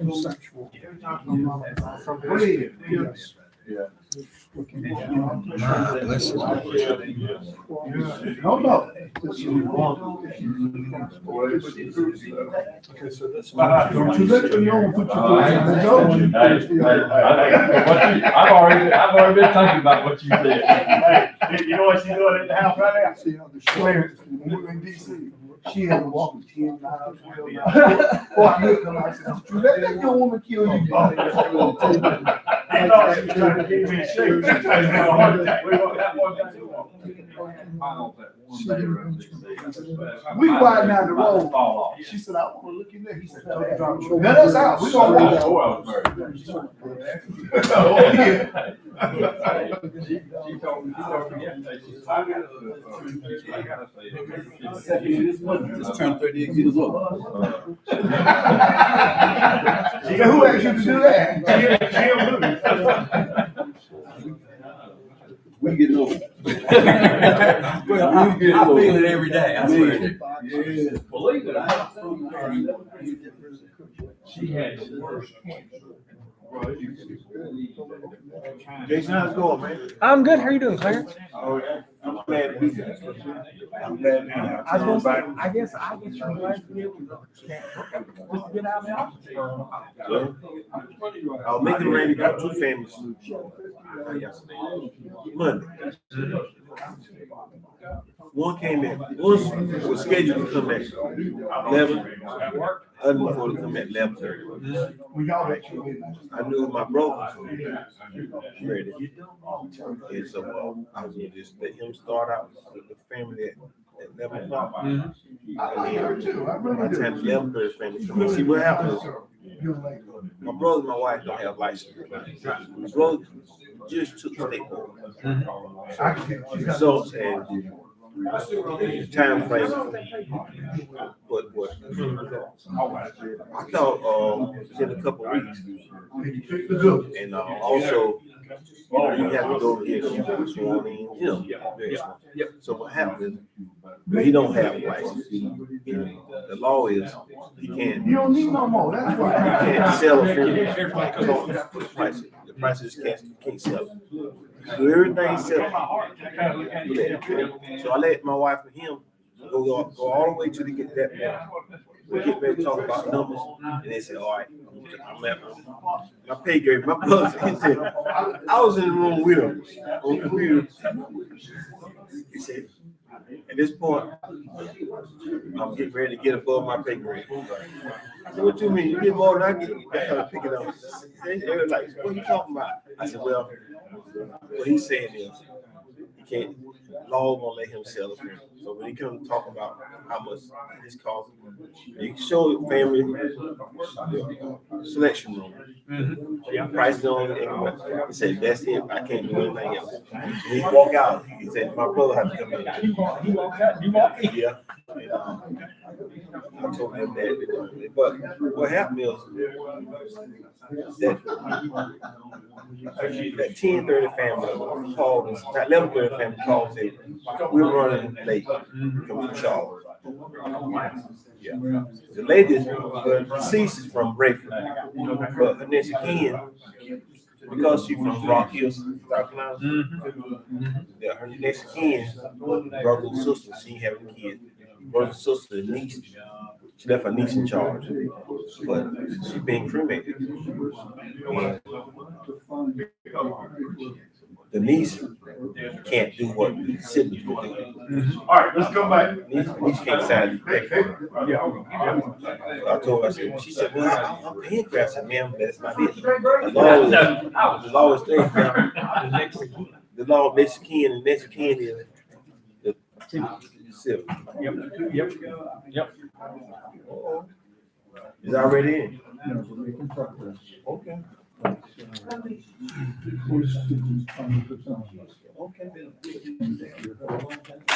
You go to meet that Tyson. No, I did not. I didn't make any. I knew it was loud. I was gonna cancel my car. I got home. You gonna play light bill?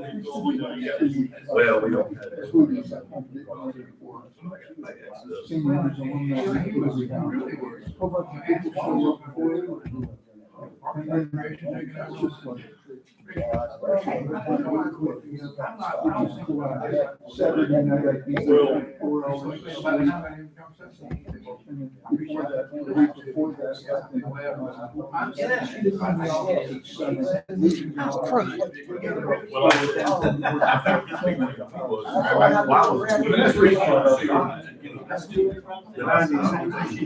We had full body for a week. And I think that's just past all the group that they all asked. I went the whole week. Got to Friday. To them dogs. No, that's what I'm talking about. We didn't You know, just you don't know. You sitting there. Anything you waiting on the phone ring, but it's in all instances. That's what's happening. How you doing, sir? All right, library kept doing that. Commissioner Frizell is back. We can go ahead. give this quick budget presentation. Yeah, Jason, I wouldn't order no lunch. Too late, I've already ordered. I had to get them in early. So hopefully they'll be here about 11:30 and everybody can take some with them. Jason, I mean, Kevin, you have to 11:29. And some of this I can go off and I can give you horrible, scary news, or I can just go through it fairly quick. And I say that,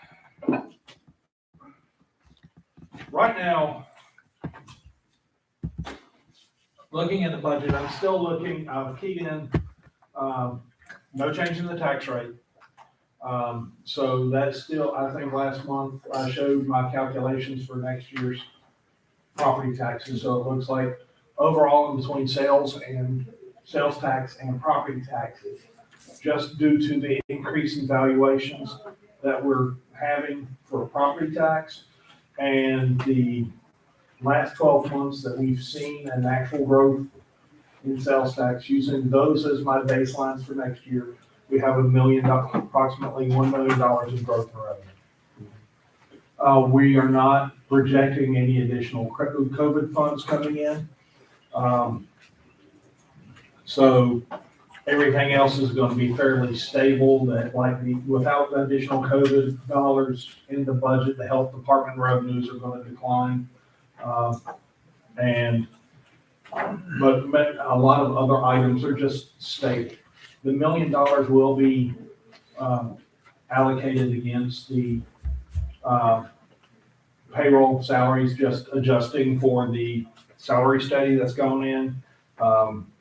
And with that, we mentioned that a bit, meeting again with finance tomorrow because we're working on payroll today, but going back over and looking at tightening up the revenue projections, exactly where they are, looking at how we get to the lapse. Public safety, especially in law enforcement, because 2 years ago, the commissioners gave a 10% increase, but they were in this last budget, they also got another significant increase, just because public safety salaries, especially law enforcement salaries across the state, have gone up significantly, just to keep them where they are. There's a number of issues pushing way down on the number of people going into law enforcement, the pressures that they have to deal with. So that is driving the market for public safety, especially law enforcement, up.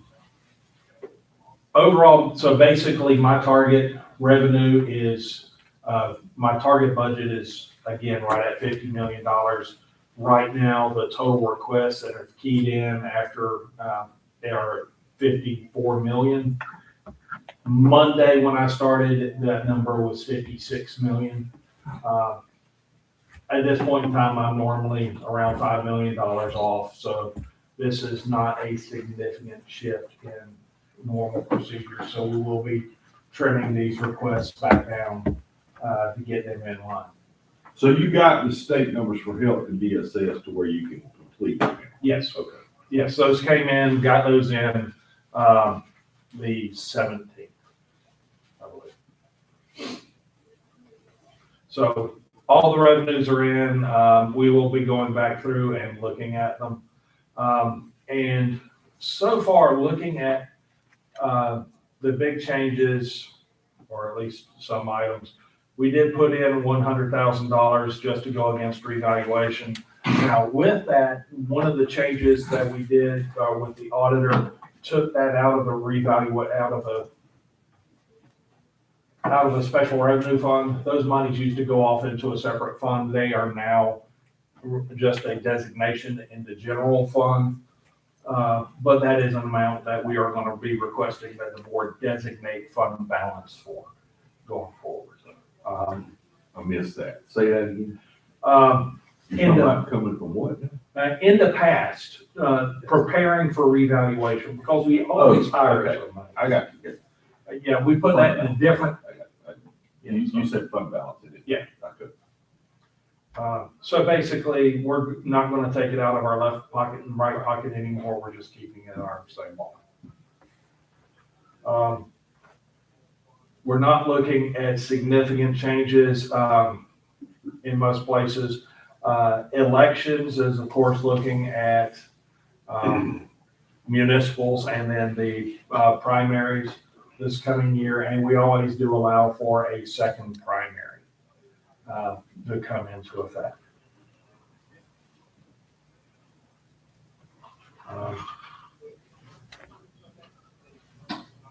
With that, looking at the sheriff's department, there's the increase there. Some of that is also, a large part of that is salaries, coming out of salary study. One thing the sheriff did request 10 vehicles rather than 5 vehicles. The board has had an agreement that they would get 5 vehicles on a recurring basis.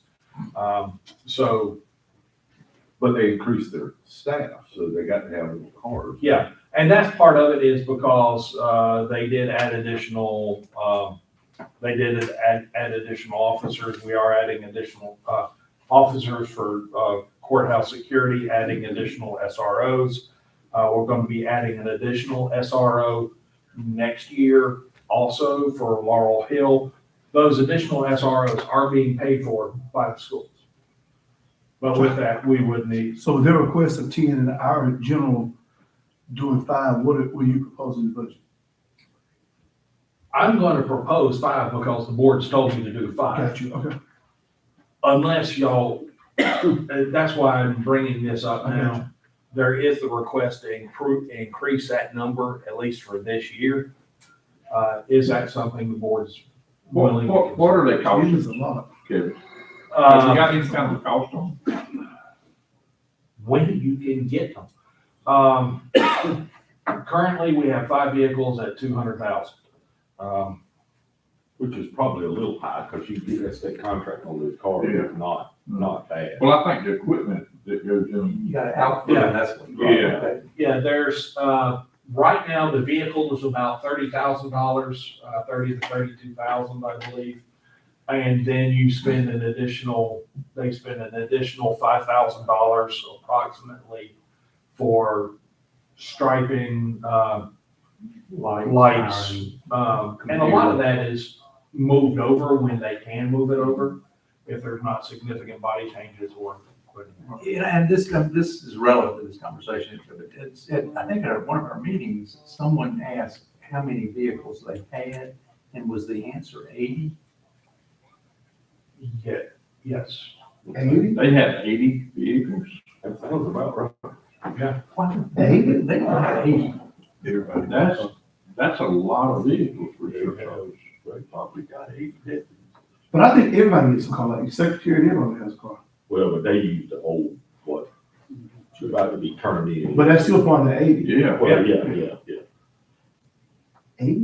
And that way, I think it was a day and a half later, and I said, did I hear that right? So I guess that's my question, is that correct? That's, That seems like, that seems an awful lot to me. I can get How the, many officers do we have?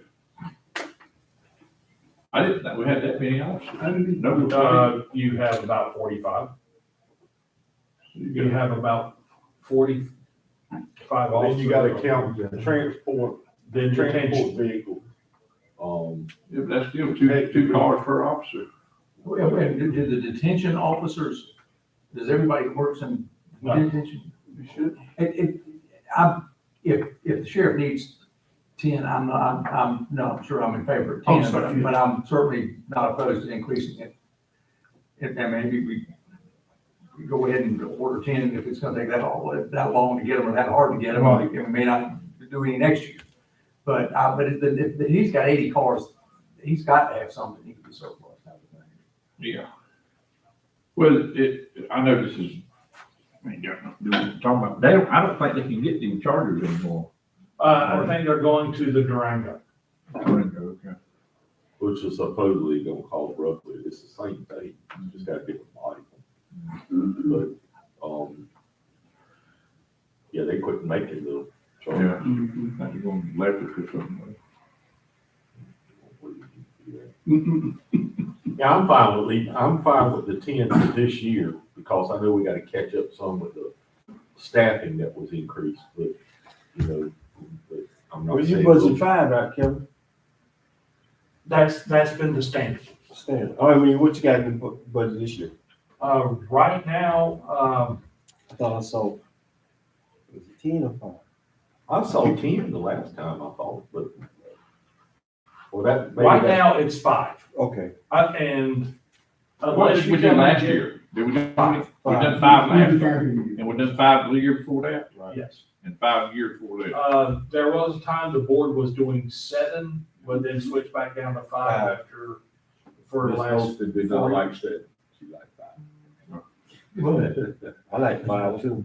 Betty, you remember, she used to always fuss about them cars. But, I mean, if we need, 10 this year to get him caught up, I'm fine with that, but I also don't want to put the message that we'll leave it there, so. Do we need 10? Well, I think that conversation Mr. Commissioner Gibson talked about needs to be looked into a little bit, just see what we have and maybe, if we need to surplus some of that. And I mean, I'm not against 10, but I also know that we have some other departments who need vehicles as well. Could you give us a list of what they got in the years and the miles or something? Yes, That way we can just kind of see what they got. they have 48 positions in the sheriff's office. That does not include the jail. Yeah, usually got detention. Yeah, but they don't use, they don't have a couple cars for that, Jay. Well, I would think that you wouldn't get a car if you were detention officer. Another 24 positions in the jail. So 72 positions. 45 deputies, that includes your transportation officers, I think the Yes.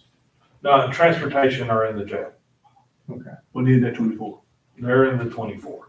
So you might need more vehicles there. So how many transportation officers do you have? I believe they, I know one's full-time, but I don't. they have one full-time, and basically they have 3 people who primarily do transportation. But that one car, they do 165 miles a year. I know. Yeah. Yeah, they have 3 transports. Which is a totally different problem. Yeah.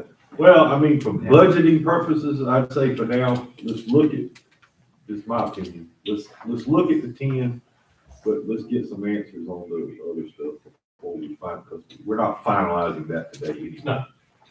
So, I'm fine with the budget purposes, especially with that conversation before we move forward. Okay. I don't, how do I put this? Yeah. Without a fix. I don't want to look at including vehicles for support staff, That's what I said again. for support staff. I didn't hear the first part. Vehicles for support staff. You were not in favor of that, or you? Including vehicles for support staff. Well, For non, you know what I mean. well, I mean, if you, let's find out how many vehicles it does have. Right. We can't continue that conversation till we find that out. But for budgeting purposes, he can add it for now and then if we change it, it's better. Okay.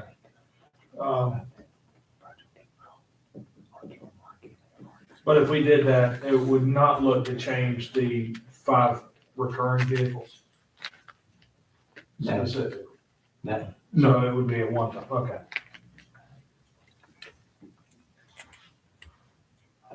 And that's just how I'd look to change treatment on it going forward.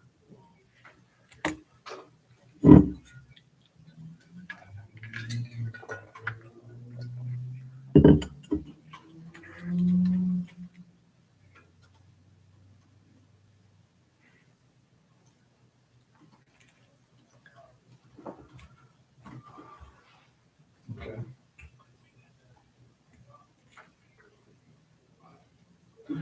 The jail, again, couple of items in there. Of course, medical services are always a item of flex. we've had people, when we've had people in jail for, violent felonies that didn't get probation, could not get out on bond, and while pregnant. We've had people with cancer, we've had people HIV positive, strokes, severe coronary disease.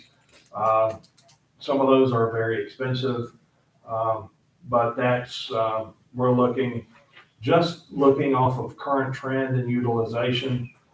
We spent right at $250,000 this year. So looking at maintaining $312,000 for $325,000 for next year. That is always a guess because we may wind up with a healthy population. You can easily have one person. There was one person last year that eat up most of that. wasn't Yeah, we had one person last year still- that was half of that cost. Is he still in our custody, I guess is? I'm not sure if he's still in our. I cannot remember. I know I had a conversation with. I know there was one guy that was eating up most of that. Yeah. What was wrong with him? Everything. Everything. If he would have been put out on bail and sent home, he would have died. Yeah, he was in bad shape. Wow. He got better care in jail, Wow. which is very sad to say, Wow. because that's a miserable place, but, Don't we need to administer more house arrest? That's up to the judge. but it was a violent felony that he was under charged with, so. Traditionally, the judges the DAs are pretty good at getting them out. Yeah. Especially that kind of liability. Yeah. That was a very unique situation. I don't think that guy really had anywhere for send him home to go. He could not have cared for himself. Wow. But I don't know if he's still alive or not. I don't know. Thereafter, the other cost, food, here we go. Food, we're looking at basically an increase from 330,000 to 410,000. With that, our meal provider said he wanted a 20% increase. They wanted to go ahead and do it in January, but, Sheriff basically said, we're under contract, we can't do that. So explain this, so we got an outside vendor that does that, so we don't do that in-house? Correct. Basically, they come in, it's their staff, they prepare the food in our kitchen. And they run everything, and it's a per tray cost.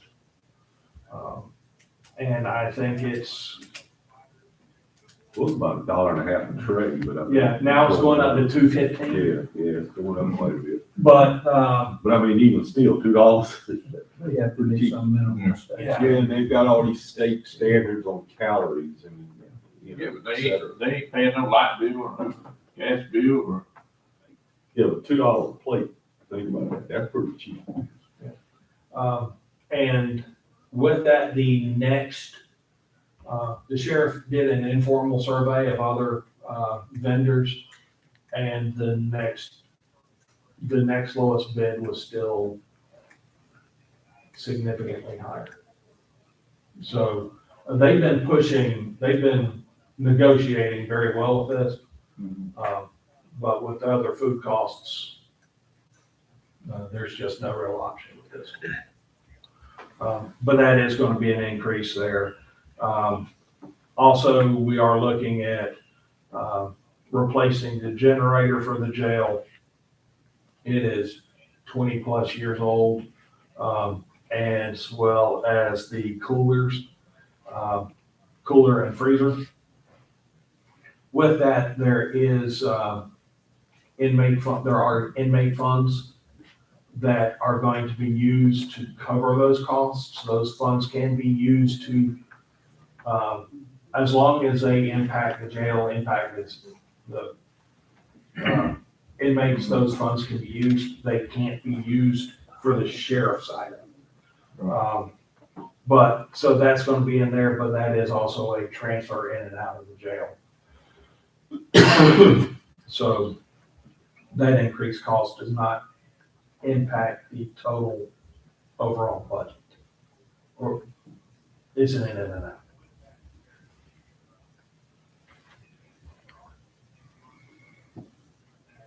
But overall, if you're ever interested, if you look at the jail outside of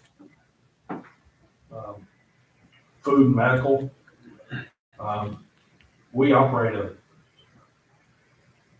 the easiest hotel to get into, the hardest to get out of, for basically around $200,000 a year outside of salaries and medical and food.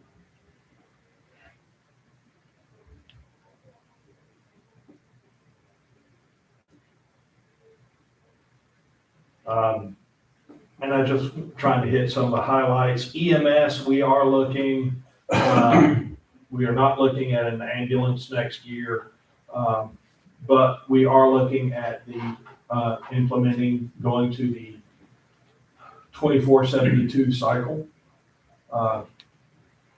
For that, the goal would be to focus on getting the full-time positions up and then reinforcing the 12-hour part-time. But we would want to have the 24/72 stable and full-time before we start integrating, before we start adapting, focusing in on the part-time 12 hours.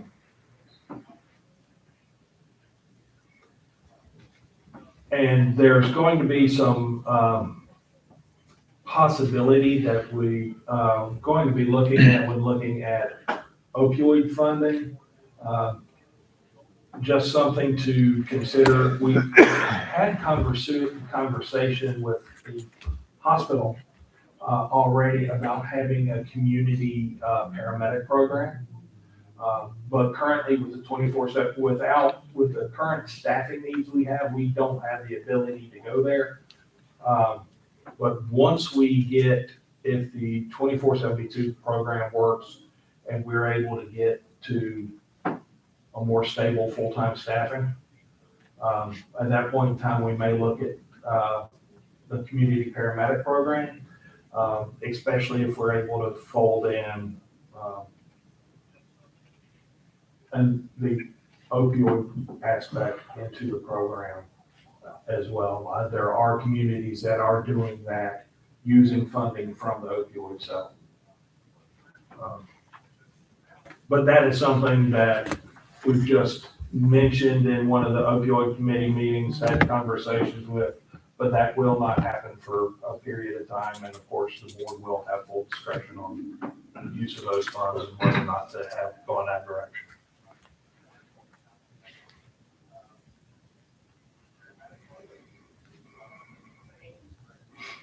And I will take this, as I get closer I will take this spreadsheet and I will break it into different, each department will have a summary sheet that I will then send out to you, so it'll be breaking it down into hopefully more usable information. Stop there at historic properties. You got this grant for $125,000, which, you know, they've never gotten any of that. Right. But we have that state funding of, is that, I can't read that number. So That's the 128 grant. I know, but I mean, there's also the 150 the state gave us last year too. Is that in there? That's in a different. I know fund. Beth was holding it in a different Right. place, but, okay, so, but we don't need to show it in here. Yeah, that's not being shown there. Okay. This is just the 128, if we ever get to the point where those monies are. If we ever get there. So that look like it, but- Yeah.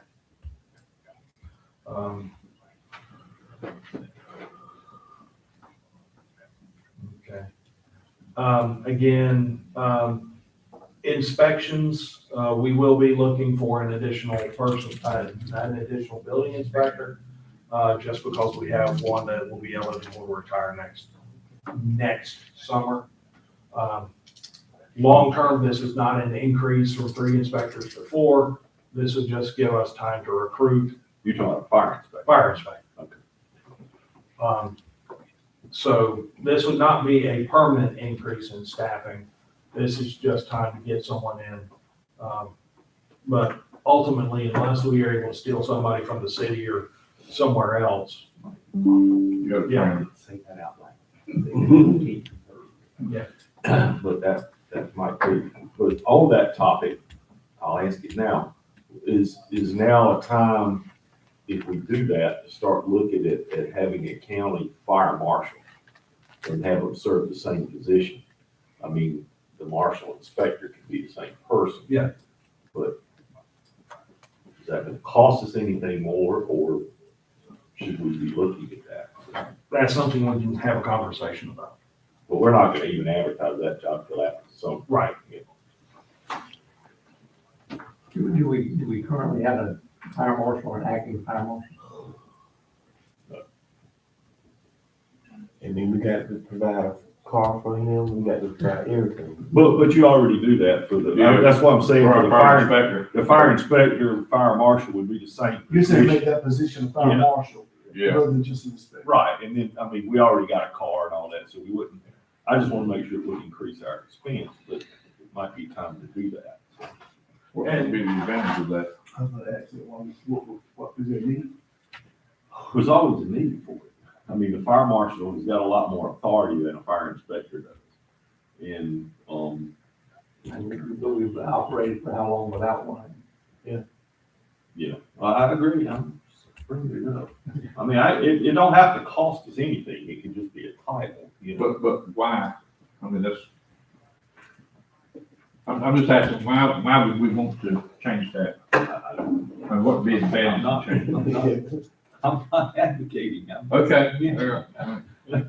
I'm saying we need to look into that.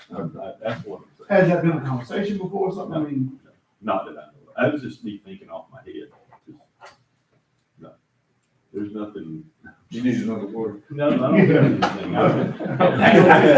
Is it 11:29? I mean, I just, if we gotta start making changes and it won't cost us anything, but we really have to look at what that role would encounter that it doesn't have now, so.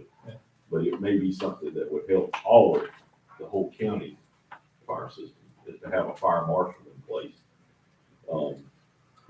But I don't know that there is a need for it, so.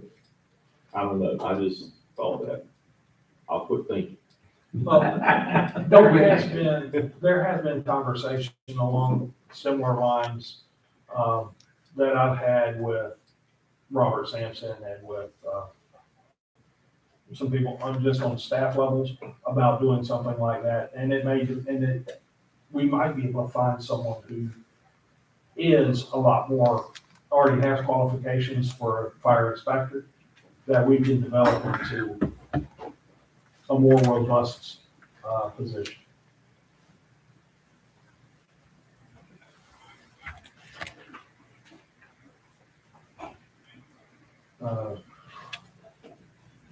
General services, that's, again, that area is where we have a lot of our contracts, that are, and that's our property and liability insurance. That's where our audit contracts are. Those are contracts that we have that are not inside, they're not DSS contracts, they're not health department contracts. That's just where we do have everything. And one thing I do want to mention, it's not in general services, it is throughout. We are expecting an increase in our health insurance premium, a little bit higher than, in the past several years, they've been around 7. We're probably looking a little bit closer, we're close in between 9 and 10%. We did, because we've had requests to go out for bid for health insurance, we are in process of accepting bids on our health insurance. We have received 2 bids, already from our current provider and from one other. We've had interest from, 3 others. We have advised them that we want those bids back by May 1st. Tell us a little bit about the, county health insurance. What kind of plans do they have? What are their costs, plans, do they have dental, do they have vision? Tell us a little bit about that. Well, with that, our health insurance, get Susan to come in and talk a little bit more about it because our primary plan, that is county covered is just health insurance. We do not provide employer paid health dental. We do have a subsidized dental health insurance, dental insurance plan. But health, dental, cancer policies, long-term disability, we offer those, but those are all through supplemental policies, so those are paid by the employees. Our health plan for any new and for anybody new is, you know what I was talking about. For anybody new, we currently have 2 health plans. One is for our PPO plan. We quit offering this around 6 years ago. In 2012. Okay. Longer than that. But that is the traditional copay plan. In 2012, we went to the high deductible plan, which is basically, started off as 2,000, this now is 2,700. It's an embedded deductible, so it changes as the IRS regulations change. It's 2,800 now, it's going to 3,000 next year. Yeah, so we have a $2,800 deductible before it kicks in. You already go ahead and benefit with that. You get the cost adjustments from the plan for your doctor, but you do have a $2,800 deductible. Now, with that, you establish an HSA, health savings account. You do not have to contribute to that. You just have to establish it with your bank. And once you do that, the county contributes $93 a month, $1,000 a year. 83. Oh, okay. $83 a month. Look at me not doing math. But basically, we contribute $1,000 a year into your HSA. Those funds don't go away. They are owned by the employee once they're contributed. Those can be used for any qualified medical expenses. And they, you keep those even if you leave, Yeah. you retire. Well, I won't tie us up in here a whole lot long, but I would like to see a little bit of paperwork on that, on our health insurance. And we will Some of the policies. I like to see benefits or- policies, like a policy on the health insurance. I like to know what kind of health insurance our county workers have got. Okay, I can send Yeah. a schedule out to all of them. Yeah, I just like to see that for, Okay. I just like to know. And one thing about this, at the May work session, we will have a session on there on health insurance. Hopefully, all the bids will be coming in by Monday. So there will be, unless someone's requested an extension, we did let people know if somebody needs an extension, they could have until Friday. But if no one requests an extension, we would do our best to give at least a very simple bid tag to the board Monday night. We would not expect any action to be taken, but just to let you know where the premium amounts are on anybody who proposes. Yeah. That would not include any changes in our existing plan. But then at the May work session, we would go off and ask the board to accept one of those proposals. We would have a recommendation, and we would have a recommendation before that. But with that and any potential policy changes, to be discussed at that May retreat. Do we use local agents for health insurance, or do we go outside the county? We do not have an agent of record for health insurance. Okay. They got a pool though, on have a cesspool. Yeah, right now, we're with the League of Municipalities. And that is a health insurance pool. There is another statewide health insurance pool that we looked at when they started forming. They are bidding. I would imagine we would expect a bid from First Carolina Care, who we've had in the past, as well as a bid from a broker who currently handles our supplemental care, our supplemental coverage. And if you like, we can give you the catalog of supplemental coverages that are offered. Well, I just remember everything that we have is on our website. So if you will go to our website and just hover over new employees, it will carry you through the tutorials. It'll have the schedules on there and everything for every policy that we have. Okay. Good deal. Does it also have, and not just health benefits, but retirement? Retirement, no, yeah. It's got everything you would want to. So Well, the retirement plan is, I don't know how much information there is about the retirement plan. You can go to the, it has a link to that website. yeah, the retirement plan, you go into a different system. Quick reading. You're good. He must be, has he finally decided to retire? I have not heard anything. So, but yeah, actually, y'all, if anybody wants, give Susan a call and she can walk you through exactly where to find Right. all of it on the website rather than looking at it, but it's there. If you go up on the top, where you see how do I? Okay, It's all new employee. go to new employees. And then that'll take you, just like you're a new employee, it'll show you everything. On the red, you'll see benefit enrollments, that will carry you, tutorials available. It tells you all about it. You can click on tutorial, you can click on to benefit summary, it'll show you all of the benefits there.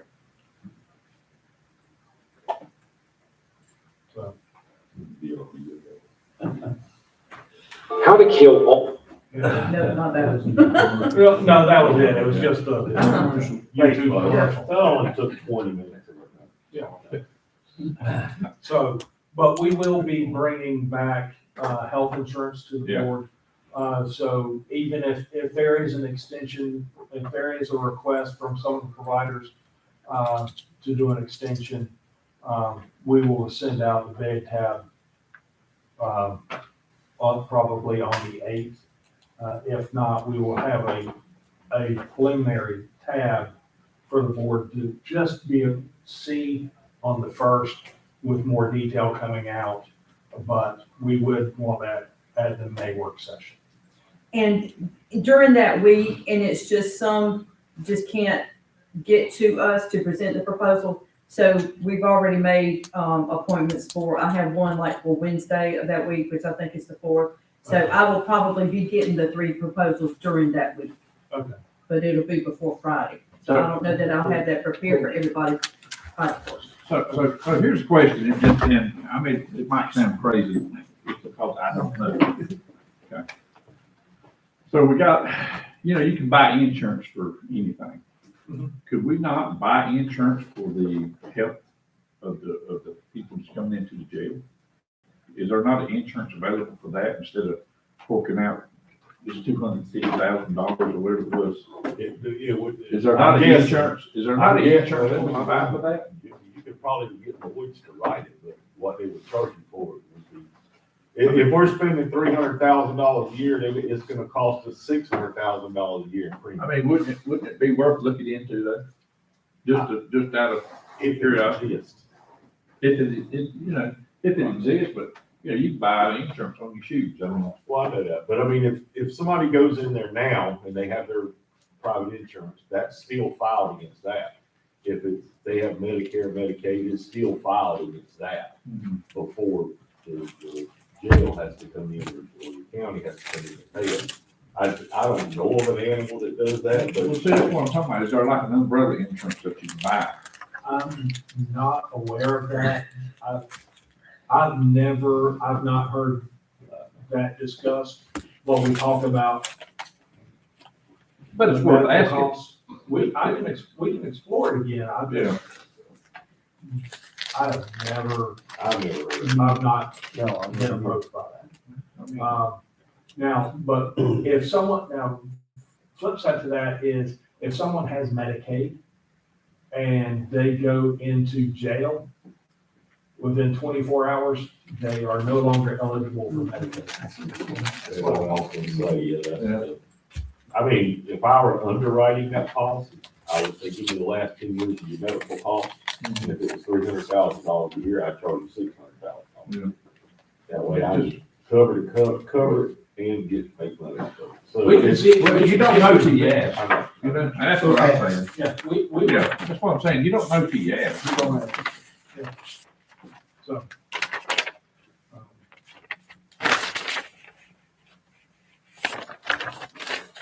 And some of that is, we can also work with.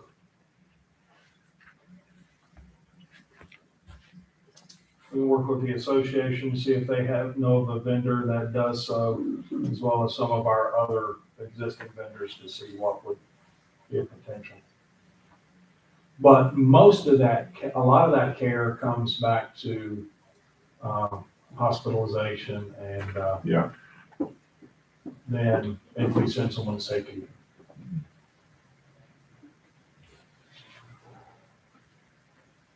I mean, you know, still don't hurt to ask. I mean, I buy insurance for everything. I got some insurance. I don't even know what I got insurance on. But got insurance on your insurance? I got insurance on my insurance. Yeah. So with that,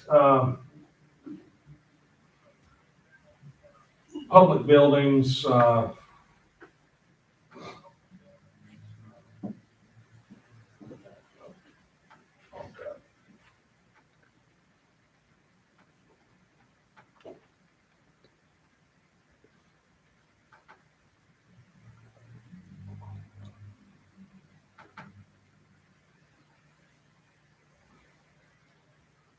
they are still looking at the addition to the shop that would allow them to put in a lift that would allow them to work on ambulances. It would not allow them to lift the buses, just to weight differences, but that is one change. In addition to looking at the parking lot at the library, but I believe that's the one that we're trying to work. Market Park, that parking lot, they're trying to work into this year's budget if we have funds left over. So they're looking in to put a lift in the lift ambulances. Yes. Do they work on the fire trucks too? They do not work on fire trucks. Just ambulances? Yes. They are the primary response for ambulances, all the transportation vehicles, DSS help. And also they are we are looking at adding an additional mechanic out there or an assistant mechanic there because the sheriff wants to start bringing their vehicles in for primary maintenance. Did they not go there now? No, they use Charles Gold. They use outside vendors. They use a variety.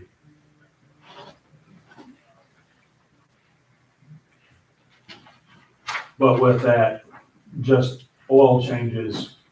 Basically, if we do it internal, we'll have one payroll to deal with, but thereafter, we're just covering the cost of oil versus an extra $30 for oil change.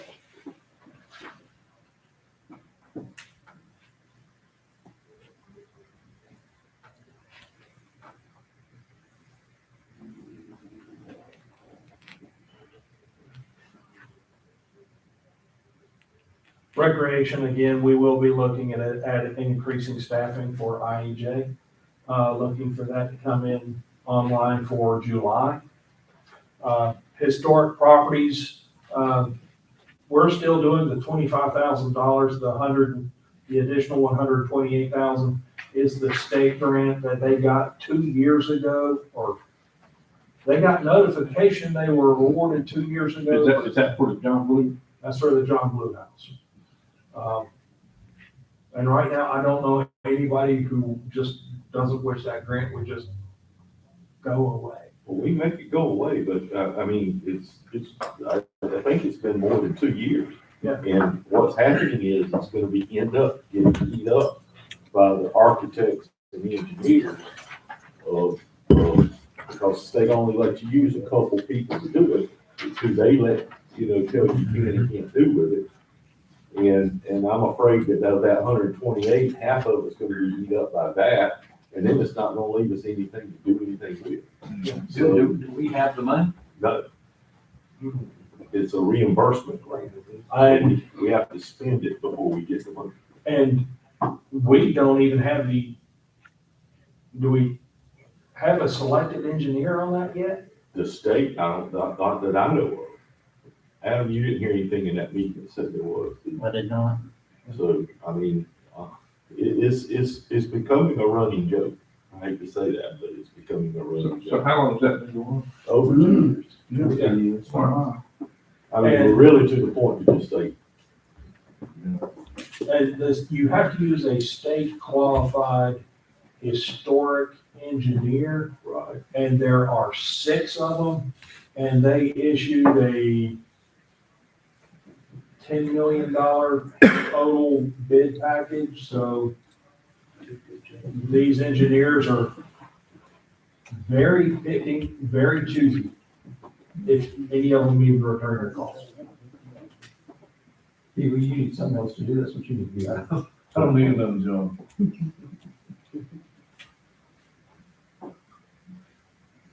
Okay, health and DSS, health, they said they're not looking at any significant changes. Then I'll come back in and I'm gonna continue playing with these numbers. DSS, the big change in DSS is their foster care.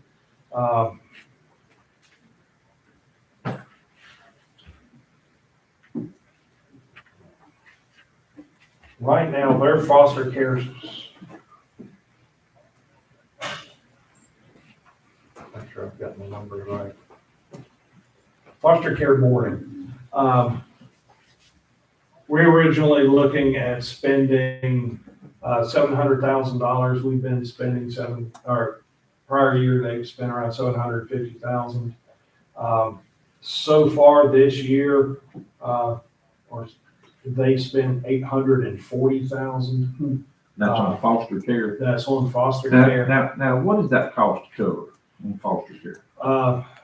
That covers the supplements paid to foster care families, but that also covers the big part of this is when someone's taken into foster care, but they need placement into a level of facility that's level of care. At that point in time, they go to Lake Waccamaw, to the Boys and Girls Home. They go to somewhere like that, or they sit in a hospital for months. This goes, that's a more complicated, but basically you have someone who's into a level 3 unit for level of care. This is pushing that number up significantly. Yeah, well, you answered my question. I was thinking for some reason that the state paid the parents that was state money that paid the parents for foster care, but that's actually county money. A lot of that is county money, and I'll put the question in April, and I'll get finalized exactly how much of that is reimbursed back to us on the state. we're not paying that whole amount. Yeah, that's what I was wondering. Yeah, that's. But he still has to show it through the budget. Okay. How many vehicles are in the budget for? They requested 5 additional vehicles. For DSS. What do we normally do? one vehicle every 5 years. I was gonna say, we haven't done any of it since How I've many been. do you have in that budget for them? Right now, it's still 5 vehicles. And they also already got that Explorer, Yes. so that would be technically 6. Do we have anything else sitting around that they not used or? Right now, when they need additional vehicles, they also can borrow from the health departments. They have some older vehicles. They're old, but they're very low mileage. Could we take some of the surplus from the sheriff's department and move? Time sheriff's department gets done with, it, you don't want. They run it all out. There is truth to that. They run it out, they run it out. So- How about remodeling of the bathroom? That request is in here as well. I mean, we up their mileage too, so they have to drive their personal car to get better off. Yeah. I mean, I'm not saying they prefer that, but. Oh, they prefer that. Yeah. It's kind of what I figured, but. So, but no, if a county car is available, they make them use it. All right, I don't want to rush you here, but let's I'll hurry up. move on and if there's anything else major with us. RCC did request an $80,000 increase. They've not had a increase in the last couple of years. Industrial incentives, are remaining, there are no new incentives. The one for Pelkington that you just approved, that would be, assuming all that work is done this year. And they're already gonna be meeting with Thomas about scheduling inspections because they're gonna be constructing 24 hours a day. With that, that would be in place January 1 of this year. So that will be in the 24-25 fiscal year. So that will be in the bills that go out in July of 2024. Yes. So that incentive will kick in back there. Elaborate some on the RCC, $80,000. That's just their request, and they told me what the number was, but I got the actual budget request yesterday. And what is that for? If a community college is operating in the county, we pay the facility fees, we pay the janitor, we pay lights, utilities, things like that. And that's coming to 80, in that 80. Yes. So that would take our payment this year of $440,000 to a requested $525 for next year.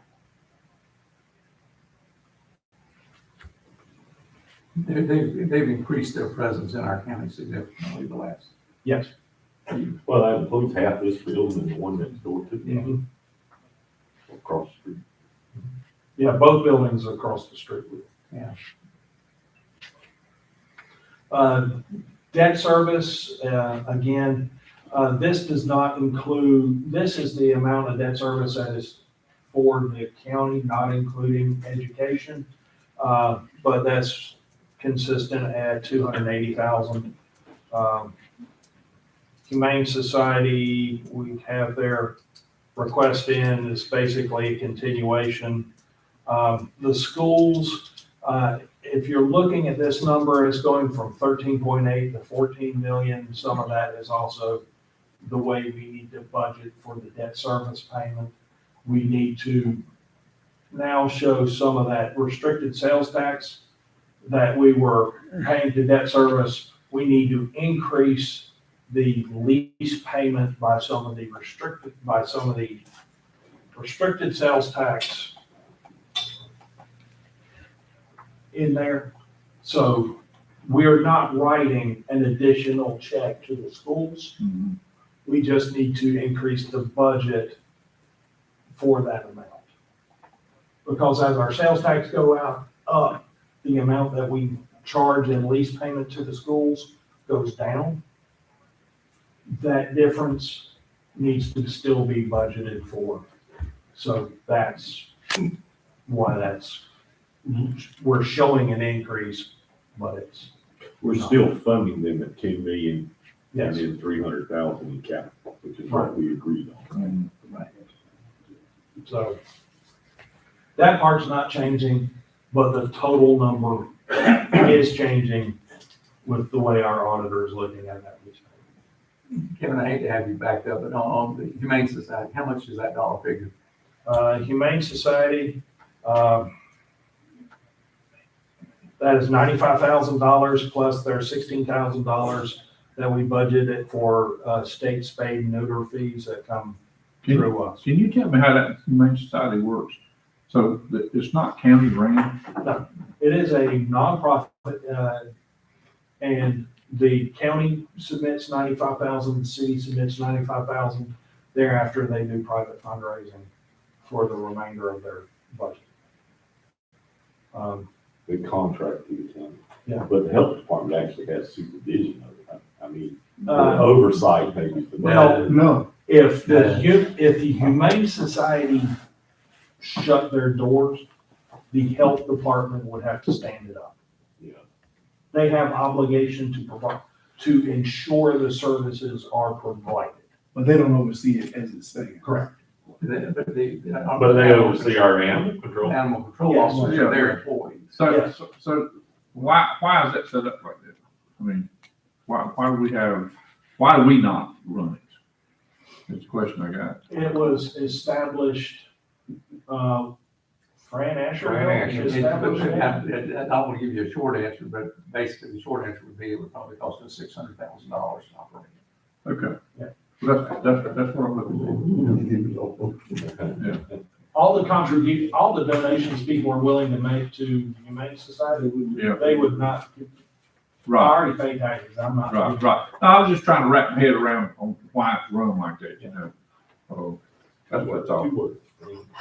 Well, Fran Asher started it and they did a great job managing it. And I will say, and I probably mentioned this, you know, they hired a director that there was some community opposition to. That person is no longer there.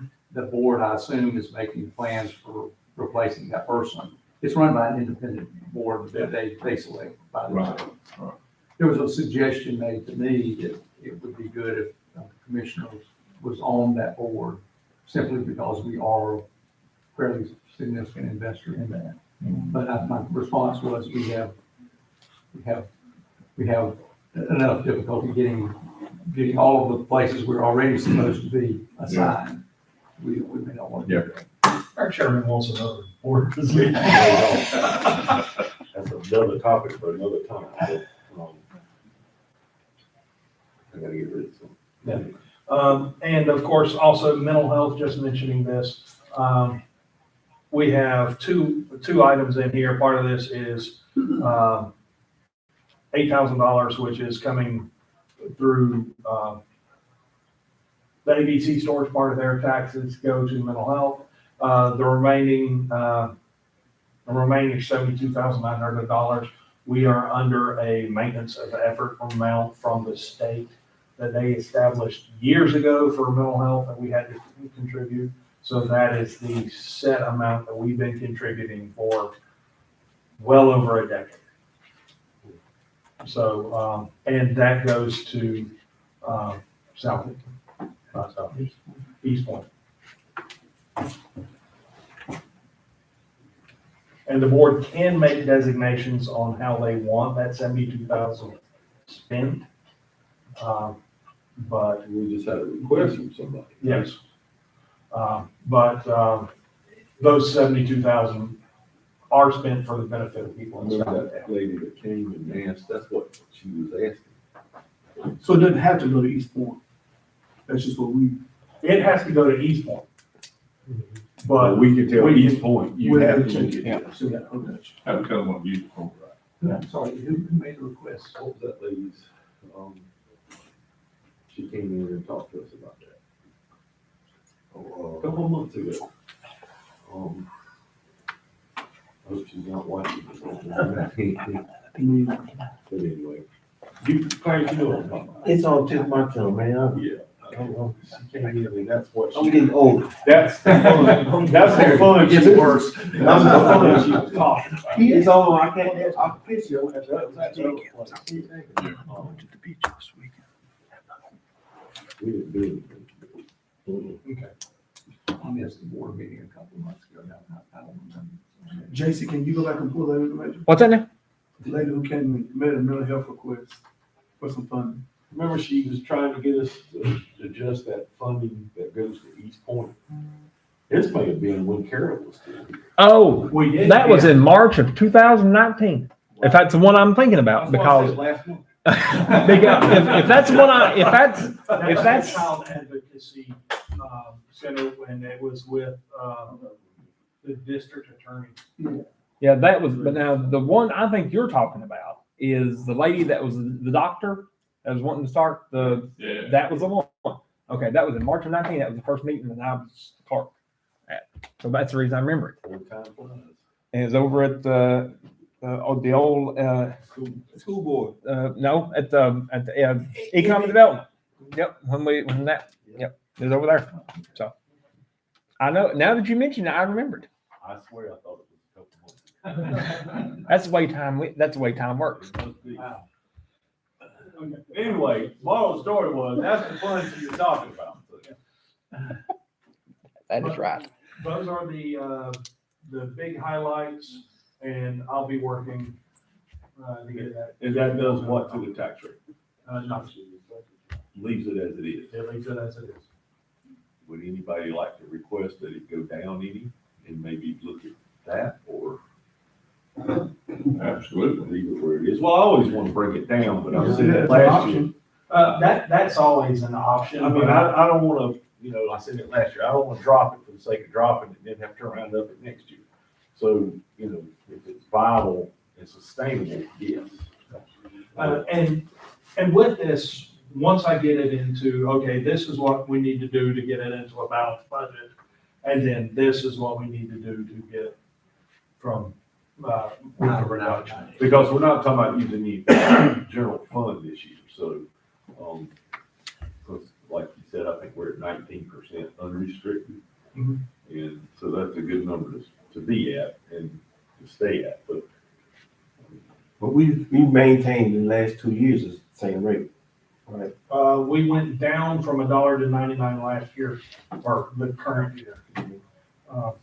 So, and what's a penny generating us now? 300?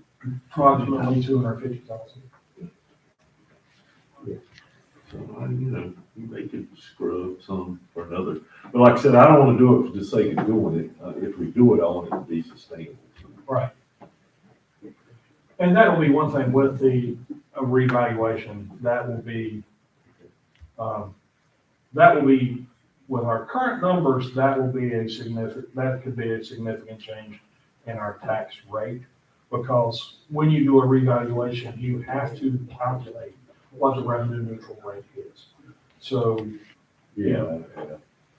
That's what Brunswick's doing after that big increase they did. Their revenue neutral rate's gonna cut their tax rate in half. yeah, It's ridiculous problem to have, the money they got. And if I remember correctly, the last time we reval, the tax neutral rate meant we were gonna have to go up about 1.5 cents. yes. And we chose not to do that. Correct. With the last reval, we were at $1. The revenue neutral was about $1.03. Or $1.3, or 101.3. It was about 1.5 pennies. Yeah, and the board stayed flat on the rate. But in this situation, even though the appraisals are looking at 75%, and then you're at an effective 89, 81, 82, but that's not gonna be consistent with your industrial basis and everything else. So the revenue neutral rate will not be 80 cents. But it would be a decline. And that's the big sweeps on where I am. All right. We're at the comments question. Gibson, Brazil. You know that? I want to just mention this, just because I've gotten, all of us, I think, received a letter from Randy Woods, the cooperative extension, about the concern about the shooting out at IJ. And I think that is a conversation that this group needs to have. I don't know what the investigation has led to, I don't, you know. I think the plan is Monday night, to have on the agenda, if I'm not mistaken. I know John wants to talk about it, so, Okay. That's the first I've heard about it. well, now you're here. I'm glad you told me. Johnson is an a issue issue of- item on the budget. Yeah. On the agenda. Yeah, it's always on there. I think he's asking even about the shooting, what came of that? You can tell what we know about the shooting. I've not gotten an update on the investigation. Can we ask for that for money? I can ask for details, but it would be an ongoing criminal investigation. So unless there is an arrest made, I probably won't have any information. And also they were juveniles who did it, so it's going to be extremely limited. My concern is that I think we need to be conscious of anytime we move employees anywhere, that the place they're going to is going to be as safe as we can possibly make it. Yes. And I think that's a concern that is going to be brought to us by employees of this county. Kind of a little building on that, I'll let you know on the CCAP, proposal for the annex and land back there. I had a conversation with Dr. Whitaker to tell her what happened out there, because that's the part they're gonna get. She had no problem with it. She said, basically, stuff happens, then it doesn't turn them off on it at all. So, but I wanted to make sure they knew about it. And, so she's fine. They have no plans on changing what their intentions are, so. All right, anything else? I want to mention and ask for maybe input on this East Laurinburg trash problem that's going on. You've got calls about it. I've ridden down there and, there was some questions about people throwing household trash out at the street because the city doesn't pick it up anymore, and whoever didn't want to pay the private company to come pick it up, they're just piling it up. I didn't see that as a huge problem. There was a couple places, but they looked vacant. The biggest problem I saw was yard trash that the city used to go through and pick up, and the new company doesn't pick that up. And there's a lot of that piled up out there. I don't know if there's something that we would want to try to do, maybe a one-time thing of going through there and getting it, or if we want to consider contracting back to the city to do that stuff again at whatever fee. I don't know what the process will be, but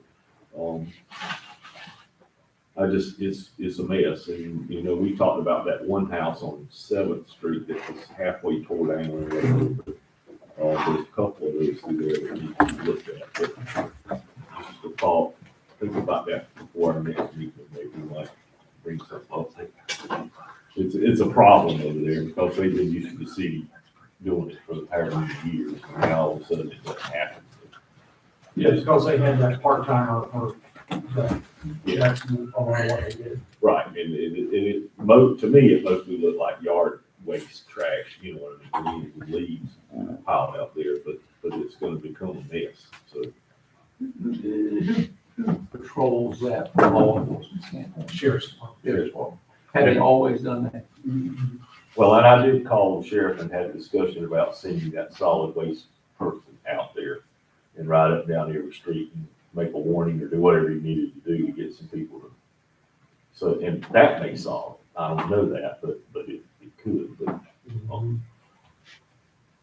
it's in the sheriff's patrol area. Always has been. Did they ever have did East Laurinburg ever have a police officer that they paid? Wiley Luther. You remember you drove around that little brown Ford Fairmont? When did mine work for the sheriff's department? Yeah, He wore a sheriff's department uniform, but he worked for the city of East Lansing. But that doesn't exist right now. Wiley retired, didn't Yeah. What time was it? No. What time was this? Well, there's some that's trying to make a move to get the town back.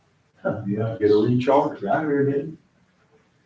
Which was, but I mean, The state is, even if it were not East Laurinburg, the state is making it more difficult for areas to incorporate.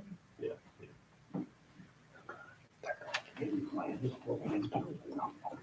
But anyway, that's all I got. Anybody else got anything to discuss? Anything? All right, with that, we'll take a motion to adjourn. Sorry, one more thing. Yep. Let's go back to the water for just a second, okay? So where we're at on the water right now is you gonna go ahead and get an engineer? And that's what, I mean, so I want all of us to be clear where we're at right now on Yeah, that. we'll go off and send out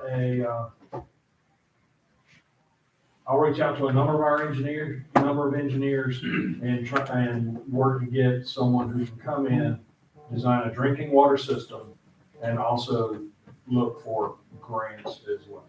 Okay. And You have a also- time frame on when you're gonna do that, or? I'll go ahead and I'll reach out to the engineers. I'll be reaching out to them by the end of next week. Okay. And getting responses, I'm not sure. Cause I've got names of the engineers that actually done the water system we got now. Okay. And if you like, I can get that to you. And that's, cause they're familiar with it, 'cause they done it last time. Right. But, that's it. Anything else? Motion adjourned. No motion. Second, all in favor? Aye. Any opposed? All right. We'll see you Monday night. We meet again Monday night, right? We're gonna get you a big hammer. He didn't bring my hammer today. Could have brought